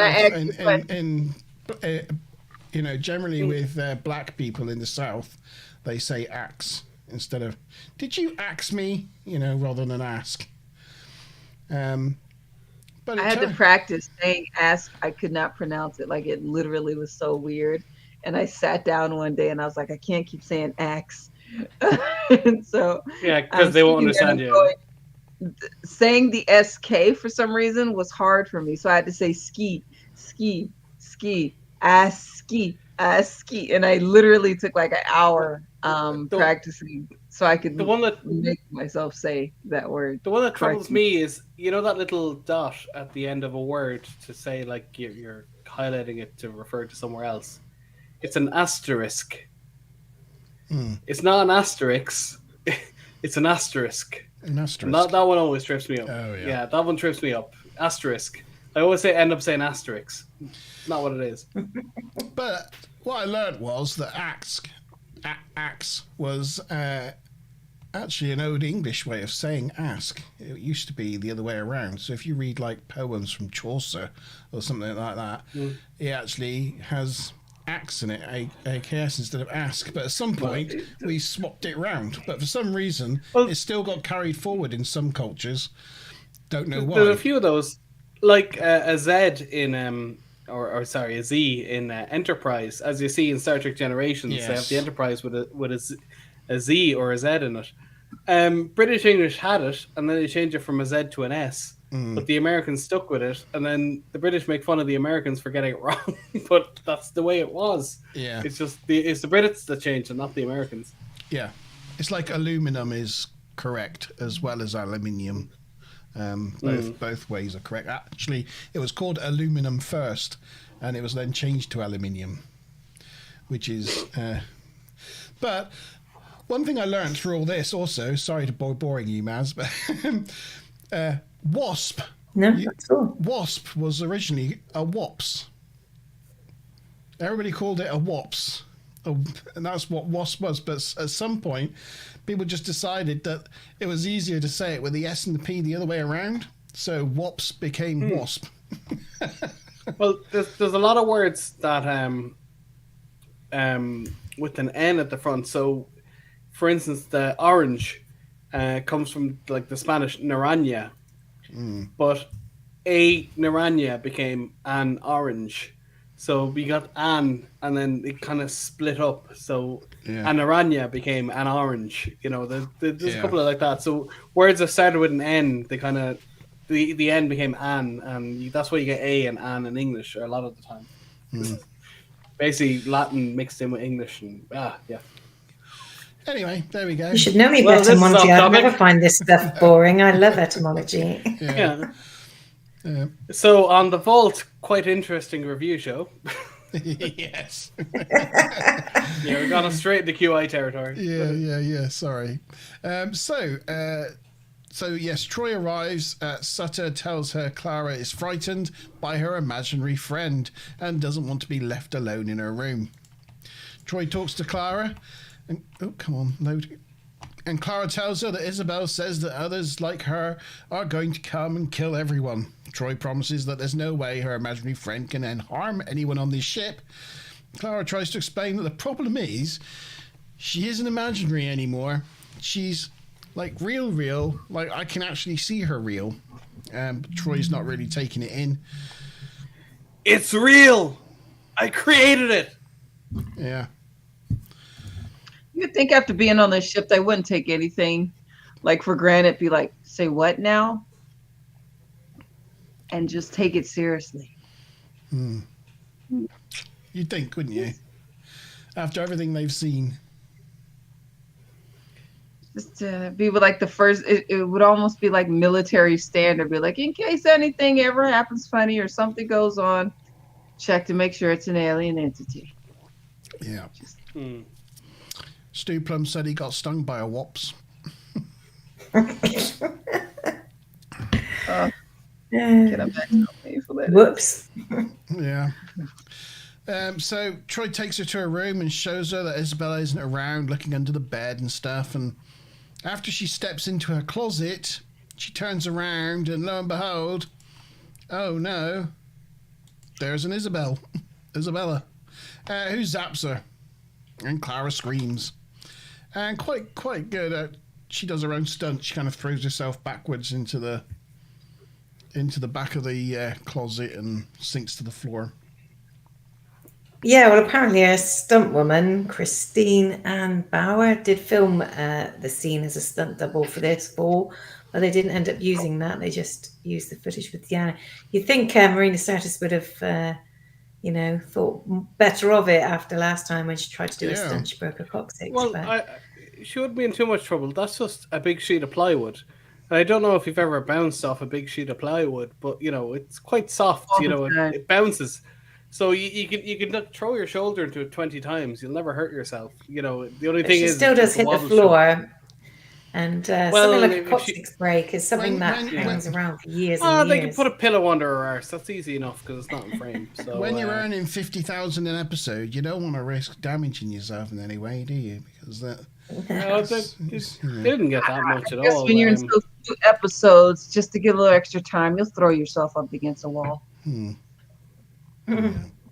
Well, Sidigal Fadil said he was getting something like $800 a week, but he got it for for about 40 weeks a year. So, yeah, I think that was after tax. So like, he was getting about 50K, but 50K 30 years ago, plus residuals. So I suppose he's getting about 80 or 90K in today's money. Like, I mean, they weren't rich, but Yes, they but were you've got to earning, imagine that, yes, that was him in Deep Space Nine. That was an offshoot of TNG. This is TNG in season 5 at the height of their power when they were one of the biggest shows on television.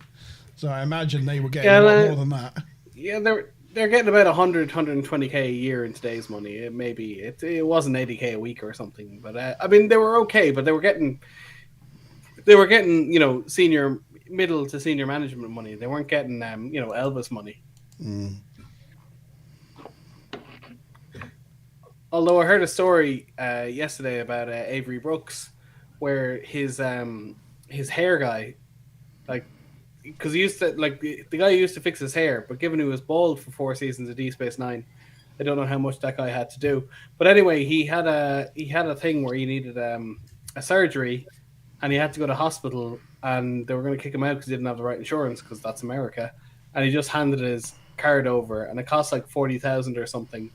And he's just like, just put it on my card. Like, he's not leaving until he gets the surgery. So, good guy. But he obviously had the money to cover it. But, also a shocking indictment of America.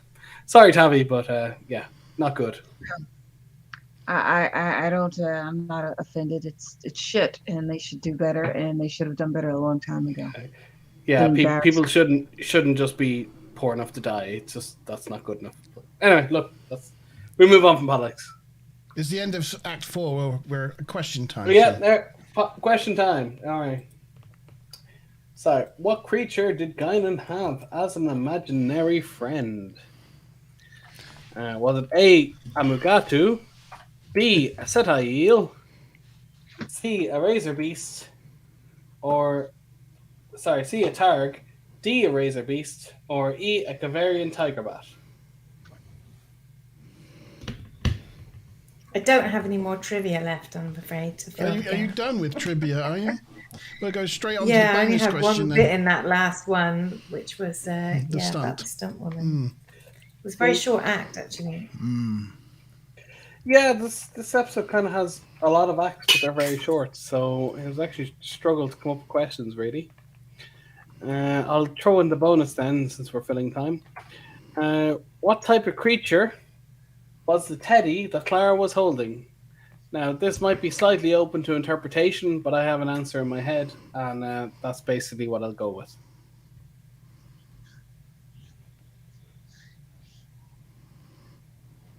I have no idea, I guess. I mean, it could be a dog, a cat, a rat, a gnat, a human. It could be any number of things. Oh.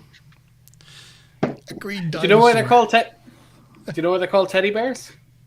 After Theodore Roosevelt, the At American least. president. Yep. Basically, you refused to shoot a bear that was tied up to a tree, and they gave him like a stuffed one instead as his prize, instead of like, he went out hunting for bears and they just tied one to a tree and told him to shoot it, and they gave him a stuffed one because he wouldn't. Yeah, that's the story. Sorry, I thought you asked, do I know what you call teddy bears? I was like, yeah, they're called after please? Theodore Roosevelt. Yeah, yeah, the American president. There you go. Yeah. This is turning into QI. Yeah, a little bit. I gotta call it there. Yeah, Ruth. No need for a wheel. Ruth has got that one right. And was it a green dinosaur type thing? Was it? Yeah. Nice. Wookie, I don't believe so. But anyway, teddy bears are named after Theodore Roosevelt, and you're right. It was a razor beast, so I'm covered in D's. Hey. You are indeed. As Ruth's the only one to get it right, Ruth got the bonus points. Yeah. Yep, she did indeed. And we're on to Act 5. Act 5. So, later, Troy's being treated in sick bay. The doc says that she's had the energy pulled out of her somehow. Troy's worried about Clara, who's apparently sleeping, and she is well. She also gives a description of Isabella, the imaginary friend. Ensign Sutter tells Picard how the imaginary friend is threatened and said there are others on their way and they're all going to kill the crew. Picard informs Worf of a possible security issue and goes to describe Isabella as blonde, And Worf's like, oh, yes, and she's wearing a blue dress. Picard's like, yes, how did you know that? And he remembered bumping into them in the corridor. He's met her already. Nurse Ogawa brings Clara, who is worried as she's feeling this is all her fault because the bad things started to happen after Isabel thought she didn't want to be friends anymore. Picard tells her not to worry, and her dad sends her back to bed. Then the ship gets rocked about and Picard goes to the bridge. Another glowy thing approaches and attacks the shields, and Worf reports they're down to 75%. Data tries the old shield modulating thingy, but it has no effect. Then a whole bunch more glowy things show up. You don't have to go so fast right now. Yeah, and also Data should be modulating the shields. That should be Worf. Yeah. He's a tactical. Look at that nose. Although Data so. can pilot the ship from there, he can. Well, I know any console can do anything. Data's just like, yeah, I'll just pilot the ship from here. I won't bother moving over. It's fine. Play sabotage. It's all good. Play sabotage. Yeah. Okay. You good? Daughter of the Thirst House over there?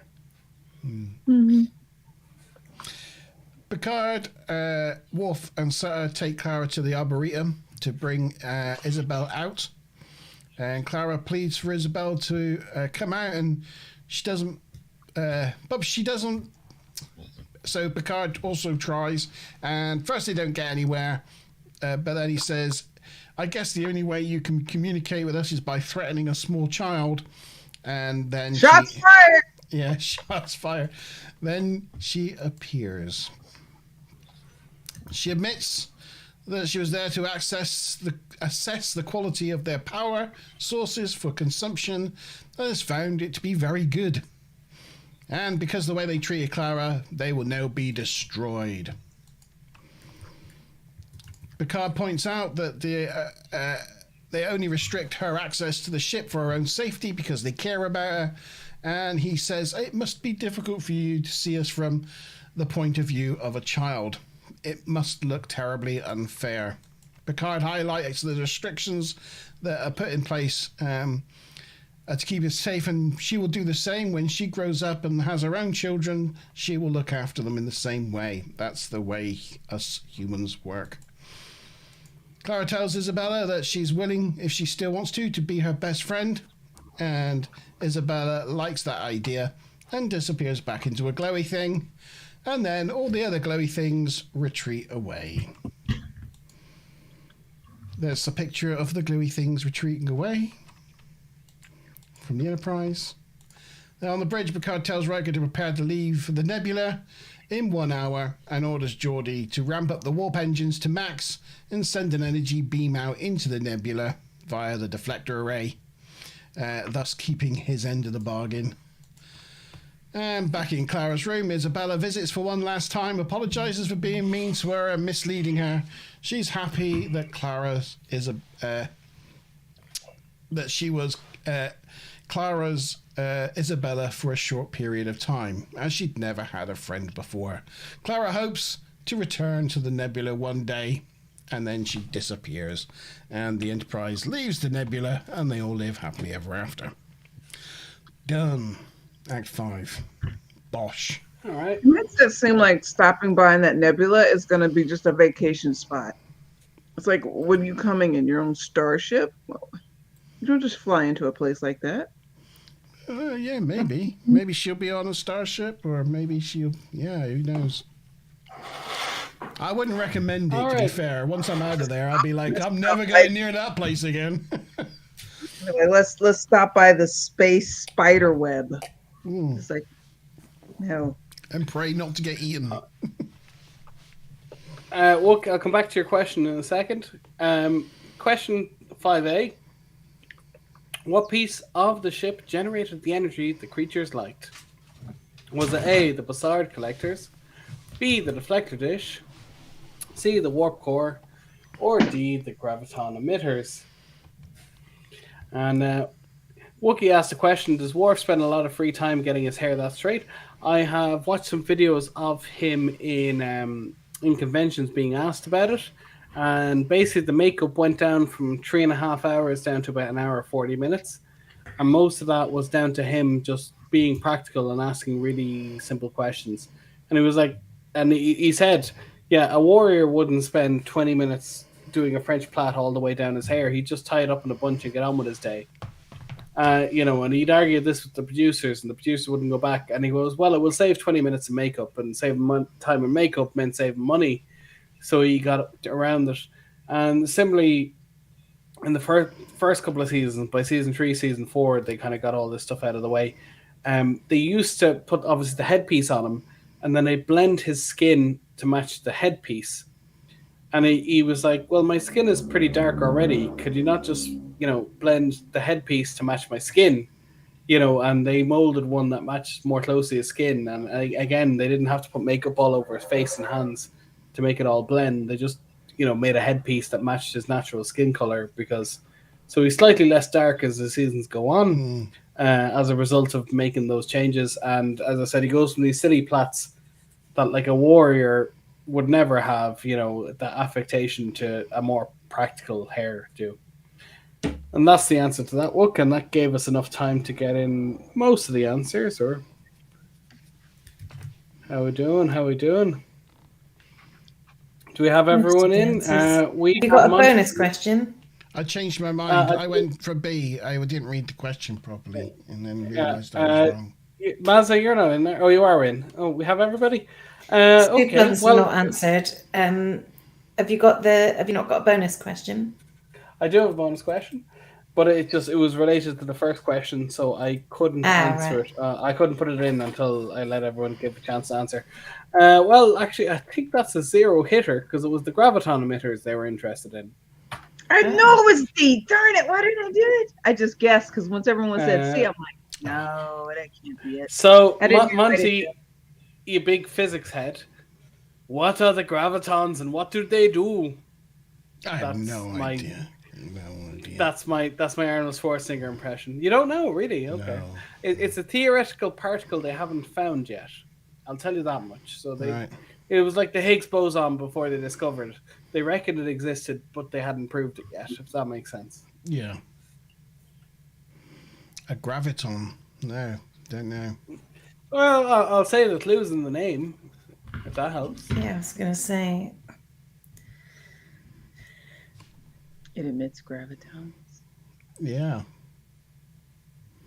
That's not incorrect. Something that... They're attractive. If they attract. Okay, well... gravity. Okay, so I'm going to call that a no-hitter. So I think maybe just for the bonus question, you just put everyone's name in because nobody has it. Oh no! Giving us Mookie point. I'm gonna have to give it to Mazza there because Mazza got it more or less basically on. So it's a theoretical particle that, similar to photons, generate light. Gravitons generate gravity. We've not discovered it, but gravity has to be coming from somewhere. So they basically made this up, even though they have no evidence it exists. So in order for artificial gravity to work, they have to generate gravitons. Right. But we haven't discovered gravitons yet. That makes sense. No. But they had to give it a name. Okay. But Mazza, you take the points for that. No need for a wheel. It's like dark energy. When they talk about dark energy or dark matter, it's dark matter. It's not necessarily that it's dark energy. It's like it's just a name for energy that they can't describe, or they know there's energy out there, or there's matter out there, but they just don't know what it is. And the weird part is the observable universe is only 4% of the matter that they're able to observe, because they're able to observe the expansion of the universe, and like anything, expansion is dictated by mass. Like if you drop a liter of water, how fast it splits open is based by, if you drop 10 liters, it'll expand 10 times faster. Anyway, they've measured the expansion of the universe, and all the matter that we're able to see and record only makes up 4%. The other 90%, we have no idea. We just don't know. So we're only working off this tiny, tiny spectrum. Yeah. Yeah, Who physics knows? is weird. Yeah, it is. It is weird. I'm an astro racist. Oh, dark this, dark that. Yeah, I know. It's terrible. Yeah. We can only see like as far as well because light travels at a certain speed, and at the beginning of the Big Bang, the universe expanded faster than the speed of light. So Yeah. the universe is a lot bigger than what we can actually see because the light hasn't got to us yet. So that's part of why we can't see most of the universe. Yeah. The edge of the existing universe is 14.3 billion light years away. But that's because that's the speed of light from where we are now. That's as far as we can see, yeah. So the light is expanding into areas that we presume already exist, but we can't see them because, as I said, the speed of light is less than the distance between us. Yeah. Yeah, it gets fairly trippy when you try and talk about it in English. It would just... Haven't they recently said we've crossed over the mark where we'll never be able to see certain things because it is beyond? Yeah. Yeah. The universe is expanding faster than the speed of light, so there'll always be things beyond. We'll never ever be able to understand it all. Yeah, no matter what. Or in fact, we'll gradually see less and less. Yeah. Right. The human brain is the universe trying to understand itself. It is. It is. Yeah. Okay, well, so I feel like I should have a joint here. Should I get the spinning thing out? Did anybody get any answers? No, Mazza gets it straight out. Mazza got it straight out. Fairly, What a mess. She got a fairly bang on, so close enough that I give it to her. Yeah. Oh, was that the bonus question? Was it? Yeah, that was the bonus. I didn't even realize that was the bonus question. All right, so I don't have it for 7 light minutes, but if you walked at 20 minutes a mile, it would take 225 million years to do a light year, to walk a light year. Now, we're 7 light minutes to the sun. So basically, if you walked every minute of every day for your entire... 7, is it? Well, it might be slightly over 7, but nonetheless, if you walk straight towards the sun perfectly 24-hour 365 for your whole life, it would take more time than you'd live. And that's just, we're the tiniest little speck in a very, very large universe. Okay, so don't forget to start putting your scores into chat. What would you think this episode is from 0 to 10? Let us know what you think. And Mazza Bob, I will go and grab the score sheet. And you can tell me how everybody's done. Yes, indeedy. Well, I feel almost embarrassed to admit that I came top this week. Well done. 20 points in the lead on account of having got 2 bonuses, with you, Monty Bam, being in second place because you also got all the questions right, but you didn't get any bonus points, so that's why I trumped you. So 10 points for me, 9 points for you. Oh, hang on. And then 10 points for me. Yeah, you scored. Sorry, 10 points for me, 9 points for you. Oh, 10 points for me, 9. So I got 440 points, you got 420. Okay. And then Tavi and Ruth came joint third, so they get 8 points each. 8 points. They have 380 points, so went 5 behind. And 1, 6, 7. And then nipping at their heels was Stu Plum. He gets 6 points. 6, 6. And then Mr. Tabbykins brings up the rear with 5 points. And 5 points for Mr. Tabbykins on 18 points.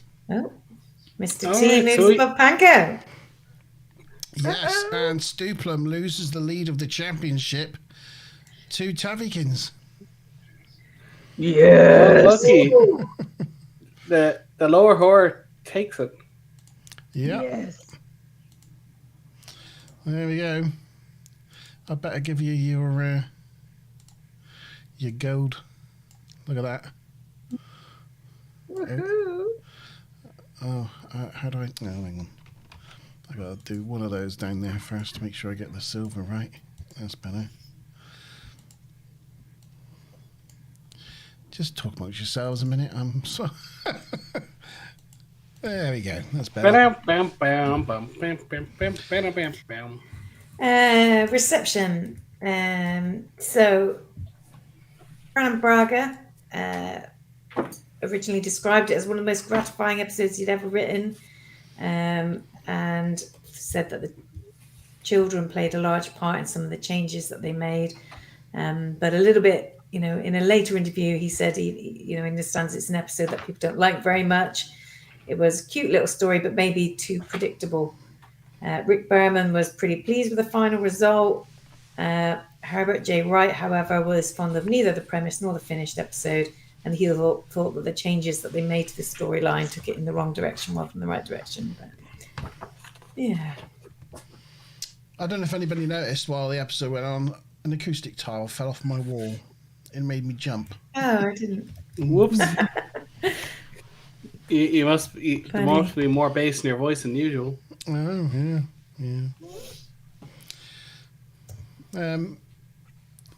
yeah. For me, it was, oh, well, we'll do scoring. Should we do scoring now? Let's do scoring. Should we do scoring? Wookie wants some random stuff on behind me. I don't know what to put in. Oh, well, I have Dancing Data there, which is a 1995 screensaver from a crowd called After Dark. I just leave him dance away there. We can't see. Pretty random, but I hold on. Somehow your head just keeps getting in the way, Sean. I don't know why. Yeah. Hold on. I'll pick one of the other After Darks. 2 seconds there. No, here you can have the triple one. So actually, I'll just take my head out of it all. There you go. I used to have that. I used to have the After Dark screensavers. Oh, yeah. I said the data dancing is a personal favorite. I never actually bought it, but I remember going into the computer shop and seeing it and saying that's the best thing I've ever seen. Yeah, I used to have that on my computer back in the day. There's even a Borg one. They all like shoot and like build stuff all across your screen. Yes, right. They do. They mess up your desktop. Yeah, they do. Yeah. Okay, ready? Ready for your scoring? Yeah, I'll come back into the shot. 3, 2, 1. Oh. 6655. 6655. Imaginary friend. Yeah, I was thinking about 5. It was, on the cusp, wasn't it? Yeah, it was This definitely one was a side episode, but at the end it kind of boosted itself for me because they actually brought in a little bit of depth to the alien as not just being this evil entity who's malevolent because of some strange petty reason, but because the entity went, if you're thinking about it, this entity took a form by going into the mind of a child and constructing a body, which was a child's body, not just a shell that it was imitating, as in it actually was a child. And so with an immature mind, it sees the world, but has the force and capabilities of a supernatural alien being. Because that being has no arms, no legs, like just even functioning in that the way that our body does is like being in a machine or a mech or whatever, and just kind of walking it around. So I thought the end kind of took it from a 5 to a 6. And I enjoyed the B plot, but mostly because it seemed to go really well with the story. Because at first I thought the aliens had created like a spider web, like sort of space mesh in order to like catch things they need to eat, kind of like spiders. I mean, but in the end, it didn't turn out to be that. But I like the way it blended in by the time you got to the end, and yeah, it made it just enough. You know, it was like a 5.5, and therefore it rounds up to 6, sort of thing. Yeah, they really could have gone down the horror route, couldn't they? Of having the aliens just being that sort of like horrific thing that they'd set the web like traps and just sit there waiting for ships to stray in and catch them and suck their energy dry like vampires type thing. But no, it didn't go down that route. It went down a sort of more wholesome TNG kind of route. Oh, yeah, and I thought actually the two young girls as young actresses, I thought they were very good. They weren't annoying. Yeah, they weren't awful. Yeah. There was one or two bad line readings, but for the most part, they did all right. I think there was a goof in the observation lounge. I think it was, or was it in the sick bay where, as Picard's walking out, he like pulls a funny face. Oh, okay. They cut the shot a scene or two. A couple of them are giggling in the background as well, so there's something going on. Like, I'll see if I can find a screenshot of that. There's nothing worse than the fit of the giggles. Like, you ever been at a funeral and get a fit of the giggles? Oh dear God, it's the worst thing in the world. And the more you try not to laugh, the worse it gets. It's bad. We did sort of corpse on a few earlier episodes of TNG Review Show, didn't we, Monty Man? We did. Usually G's fault, to be fair. Yeah. Do you know why they call it corpsing? It's probably from a live performance in the theatre. So what happens is that back in the day, if you had to die in a play and you had to sit on stage, you would have to lie down on the stage. So what you would do is you'd lie down at the front of the stage, so you're facing back into the actors, and then you'd like stare at them and make faces to try and put them off. And that's where the expression comes from, because you'd be the corpse on the ground, but you'd be able to make faces, and then the audience couldn't see you, and you'd try and put off the other actors.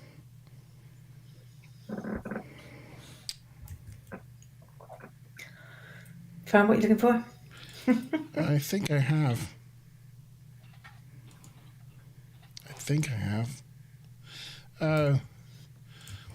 You can't really see it in this still shot, but as they walk away from the conference room, Picard like pokes his tongue out or makes a face to someone off camera over here, and Riker is sort of giggling to himself. So I think they thought it was like one of those shots they weren't going to use, but they ended up using it. So yeah, that's the best I've got as far as the shot goes of that.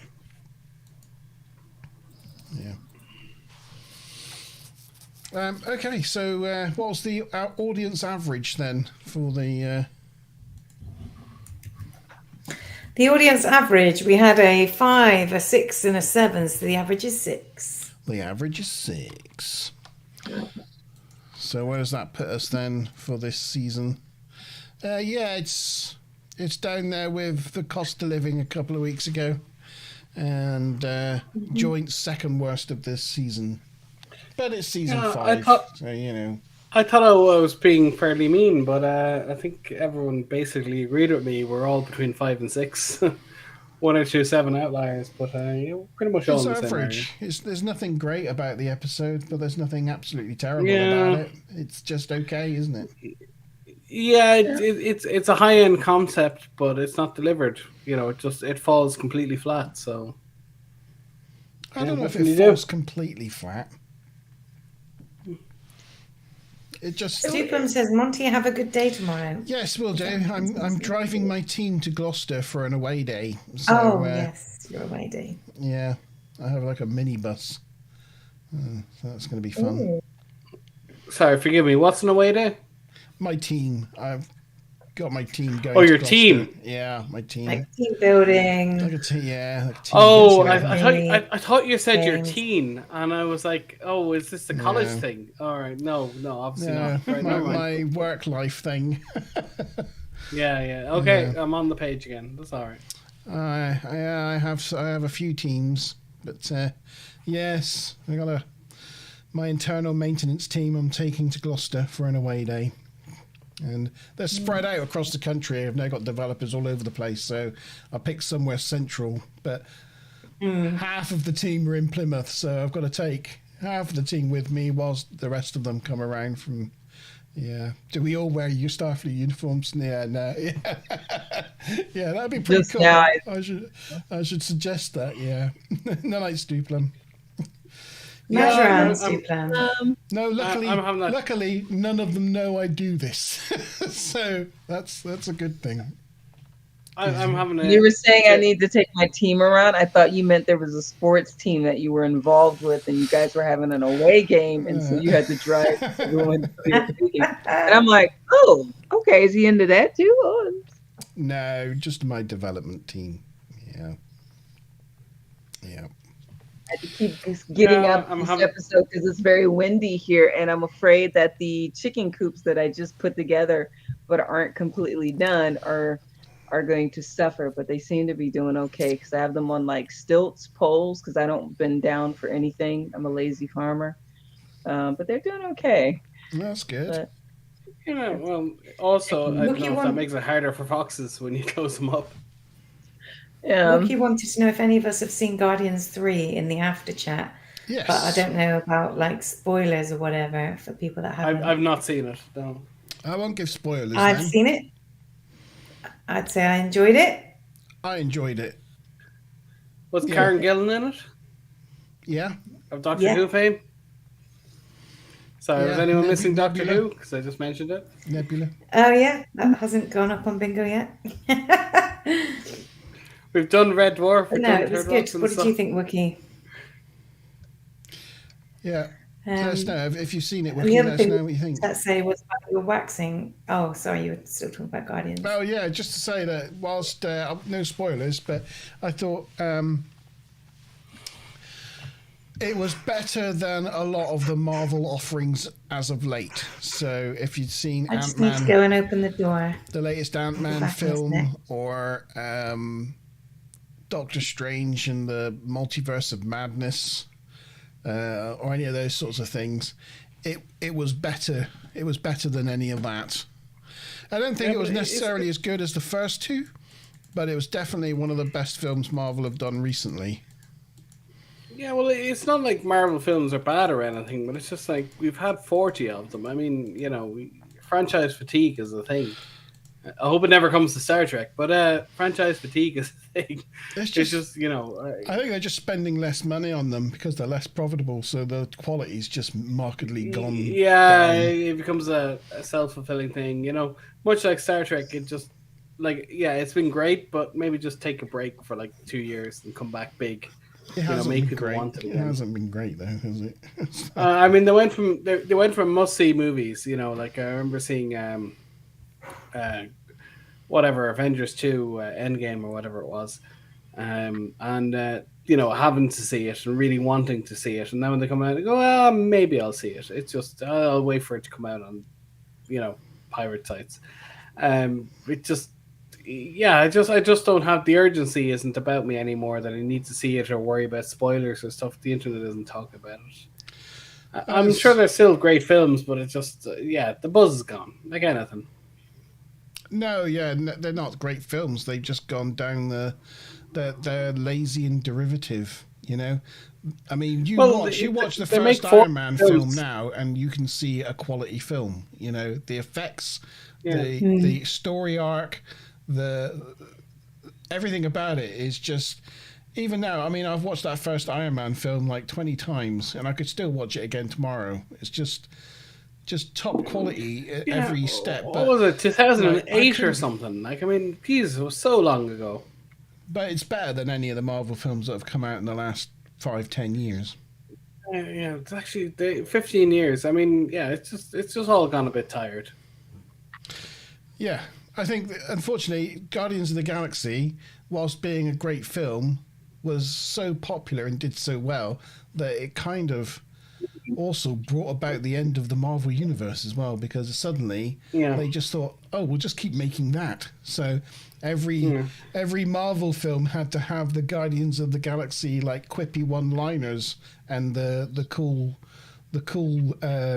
score, and it all just became Guardians. Whether because Thor was like originally the more sort of serious, grounded, gritty kind of Marvel film, but then Thor Ragnarok just became another comedy. Well, the second Thor, everyone forgets about it. Was awful, and nobody ever wants to see it again. But I think when they bought out Fox and they got all like Spider-Man and stuff back, they got a bit of a dead cat bounce and that carried them for an extra few years. You think Winter Soldier was awful? Is anyone really excited about a new Fantastic Four film? Yeah, whatever. Winter Soldier. I mean, I must say, I think a lot of the recent Marvel films haven't been great, but I did enjoy Guardians. But yeah, Quantum Mania, I really didn't like. The Eternals, I really didn't like. I just, I mean, to be fair, most of them I've enjoyed a little bit more the second time, but they were definitely real disappointments, going to the cinema and watching them. Yeah. Well, my local cinema has a thing for a tenner. You get a popcorn, a drink, and a film on a Wednesday, but you're always here on a Wednesday, so I never do it. If it wasn't for that, the two lined up together. We're ruining your cinema life. Oh no! I'm not that fussed. Occasionally, if a film isn't too long, it's on at 6:00. I can see it and still do this. But yeah, I just like whatever. Right? Like even for tenner, it's fine. But if you pay a tenner and then. Okay, I'm talking euro, and then the popcorn and the Coke, it's like 20-25 quid, and it's like, yeah, you get a pint afterwards. It's like, yeah, it's just it becomes very expensive. June 2 will be the next one I go see, probably. I'm looking forward to that. I think it's in November, though. Still haven't seen June. I probably should watch that. Yeah, you might find it boring. It's a little slow. Yeah, it's not great now. All right. Well, maybe I can find an internet edit where they like cut out a lot of the crap. Yeah. You found it slow and boring, but you're really looking forward to the next one. No, I didn't find it slow and boring. I just thought. Oh, right. But there's a cut of The Phantom Menace called The Phantom Edit, and they basically cut it down to about they knock 45 minutes off it, knock out all the Jar Jar nonsense. And it's an hour 10 long, and they just get from plot point to plot point and just cut straight through it. And even though it's a bit clunky because it's not, they don't connect together properly, it's much more watchable than what Lucasfilm delivered. Well, The Phantom Menace doesn't make any sense from a plot point of view in the first place, so I'd imagine cutting most of it out. Well, it's supposed to. When Lucas gets criticism, he goes, "Oh, it's a film for kids." They go, "Oh, well, why did you release a film that's all about politics?" Oh yes, because every 11-year-old wants to know about politics in the Senate. That's exactly what every child wants to learn. Yeah, it feels like school. They're going to go negotiate a trade blockade. Oh yeah. This is what every kid wants to know. I remember even the finer points of international commerce. I wasn't able to follow the politics in Star Wars. I had to wait for a YouTube video to just explain all of this. So I just wanted pew pews and boom, boom, boom, boom, boom, boom, boom, boom. That's all I wanted. And obsessive people, hunting each other down. That's all I wanted. Anybody looking forward to Indiana Jones 5? Apparently, it didn't go too well at Cannes. Yeah. People said it was a bit boring. And well, it can't be any worse than the Crystal Skull. The executives watching it. Still trying to block that out. The Crystal Skull. That didn't happen, did it? I don't. Yeah. The Indiana Jones Tavikins trilogy needs to ended. leave soon, but I'm also conscious that we didn't cover our waxing Monty Van anecdote, and I didn't know if she would want to miss that. Yeah, no, I yes. will have to miss it. I have to go. I have to farm no tomorrow worries. morning, so I All have to right, get up yeah, no worries. really All right, early. well, we'll let you go You after guys the story, can stay on. but just We'll to the let you point, go, Tavikins. No. we normally no, run Tabby. 2.5 hours, and then we talk shit. But we run like 2 hours 10, so we're actually quite early. Yeah. I don't think so. I think a 2-hour episode is, our usual length. Yeah, no, Tabby. I don't think But 2 hours 20 is short. all right. But... yeah, it was just that we. Bye. Oh gosh, when was it? I don't know. It was many years ago. We bought a waxing kit. You were living in a flat, weren't you? And yes, it was my first flat, so it was when I was around 19. Yeah.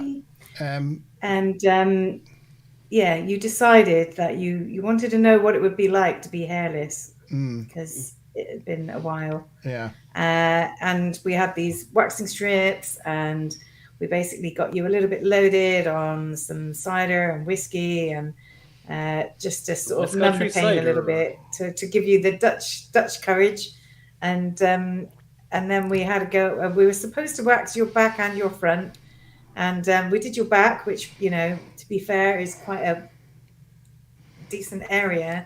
And it went quite well. It was very painful for you, I believe. I screamed a lot. You did, and then you were like, "No way are you doing my front," because your front was like about 4 times as dense with hair, and you'd had enough by then. By the time I was ready to pass out. Yeah. I'm glad I'm a naturally hairless person, so for the most part. I can't grow a beard to save my life, but I probably won't go bald either, so, Swings and roundabouts. I'd take the hair for no beard. I think the stat is, by the time you hit 35, 3/4 of men experience hair loss. And other than, like, a little bit in the corners, just thinning ever so slightly. I mean, I'll be 38 in October. I'm holding my own. Has your dad got a full head of hair? Well, I mean, it's thinning. He's be 78 this month, but he's not bald by any means. He has to comb it over a small bit, but yeah, it's still there. Nice. Well, congratulations. You won the genetic lottery in hair follicles. Can't grow a beard, no chest hair, no back hair, but that's not a bad thing. But I have no hairy knuckles or any of that. No. Mr. Tavikin says he'll grow enough for the both of us. Yeah. That dude is straight up Viking. He is. I'm a little bit Viking myself, but not as much as that guy. Well, just a quick plug. Just to let you know, it's the Monty Zone on Friday. Monty. So if you're around on Friday evening at 8:00, fancy joining us for a beer, it's a Monty Zone, and it's no topics this week. We don't have anything to talk about. We're just coming on, having a beer, shooting the breeze, and putting a link in for anyone that wants to come and join us on stream and just chat. No tops Friday. Mic night. It's open mic night. Everyone welcome. Everyone topless. Yeah, there you go. Everyone's welcome. I don't know about topless. That could be Sean. Please don't be topless. If you want to, Sean. I have a thing on Friday, so I'm not quite sure.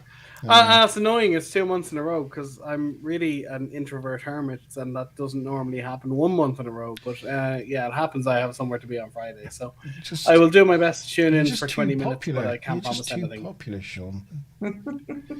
You're not Billy No mates like us. The drama group that my father's involved with is having it's its 53rd anniversary, but it's having its 50th anniversary party because of COVID. And there's drink and lights and a karaoke machine and things. So anyway, that's going on Friday. Cool. And as I said, I'm a committee member now. So you got to. Kind of have to now be you're there. a committee member. You're locked in, aren't you?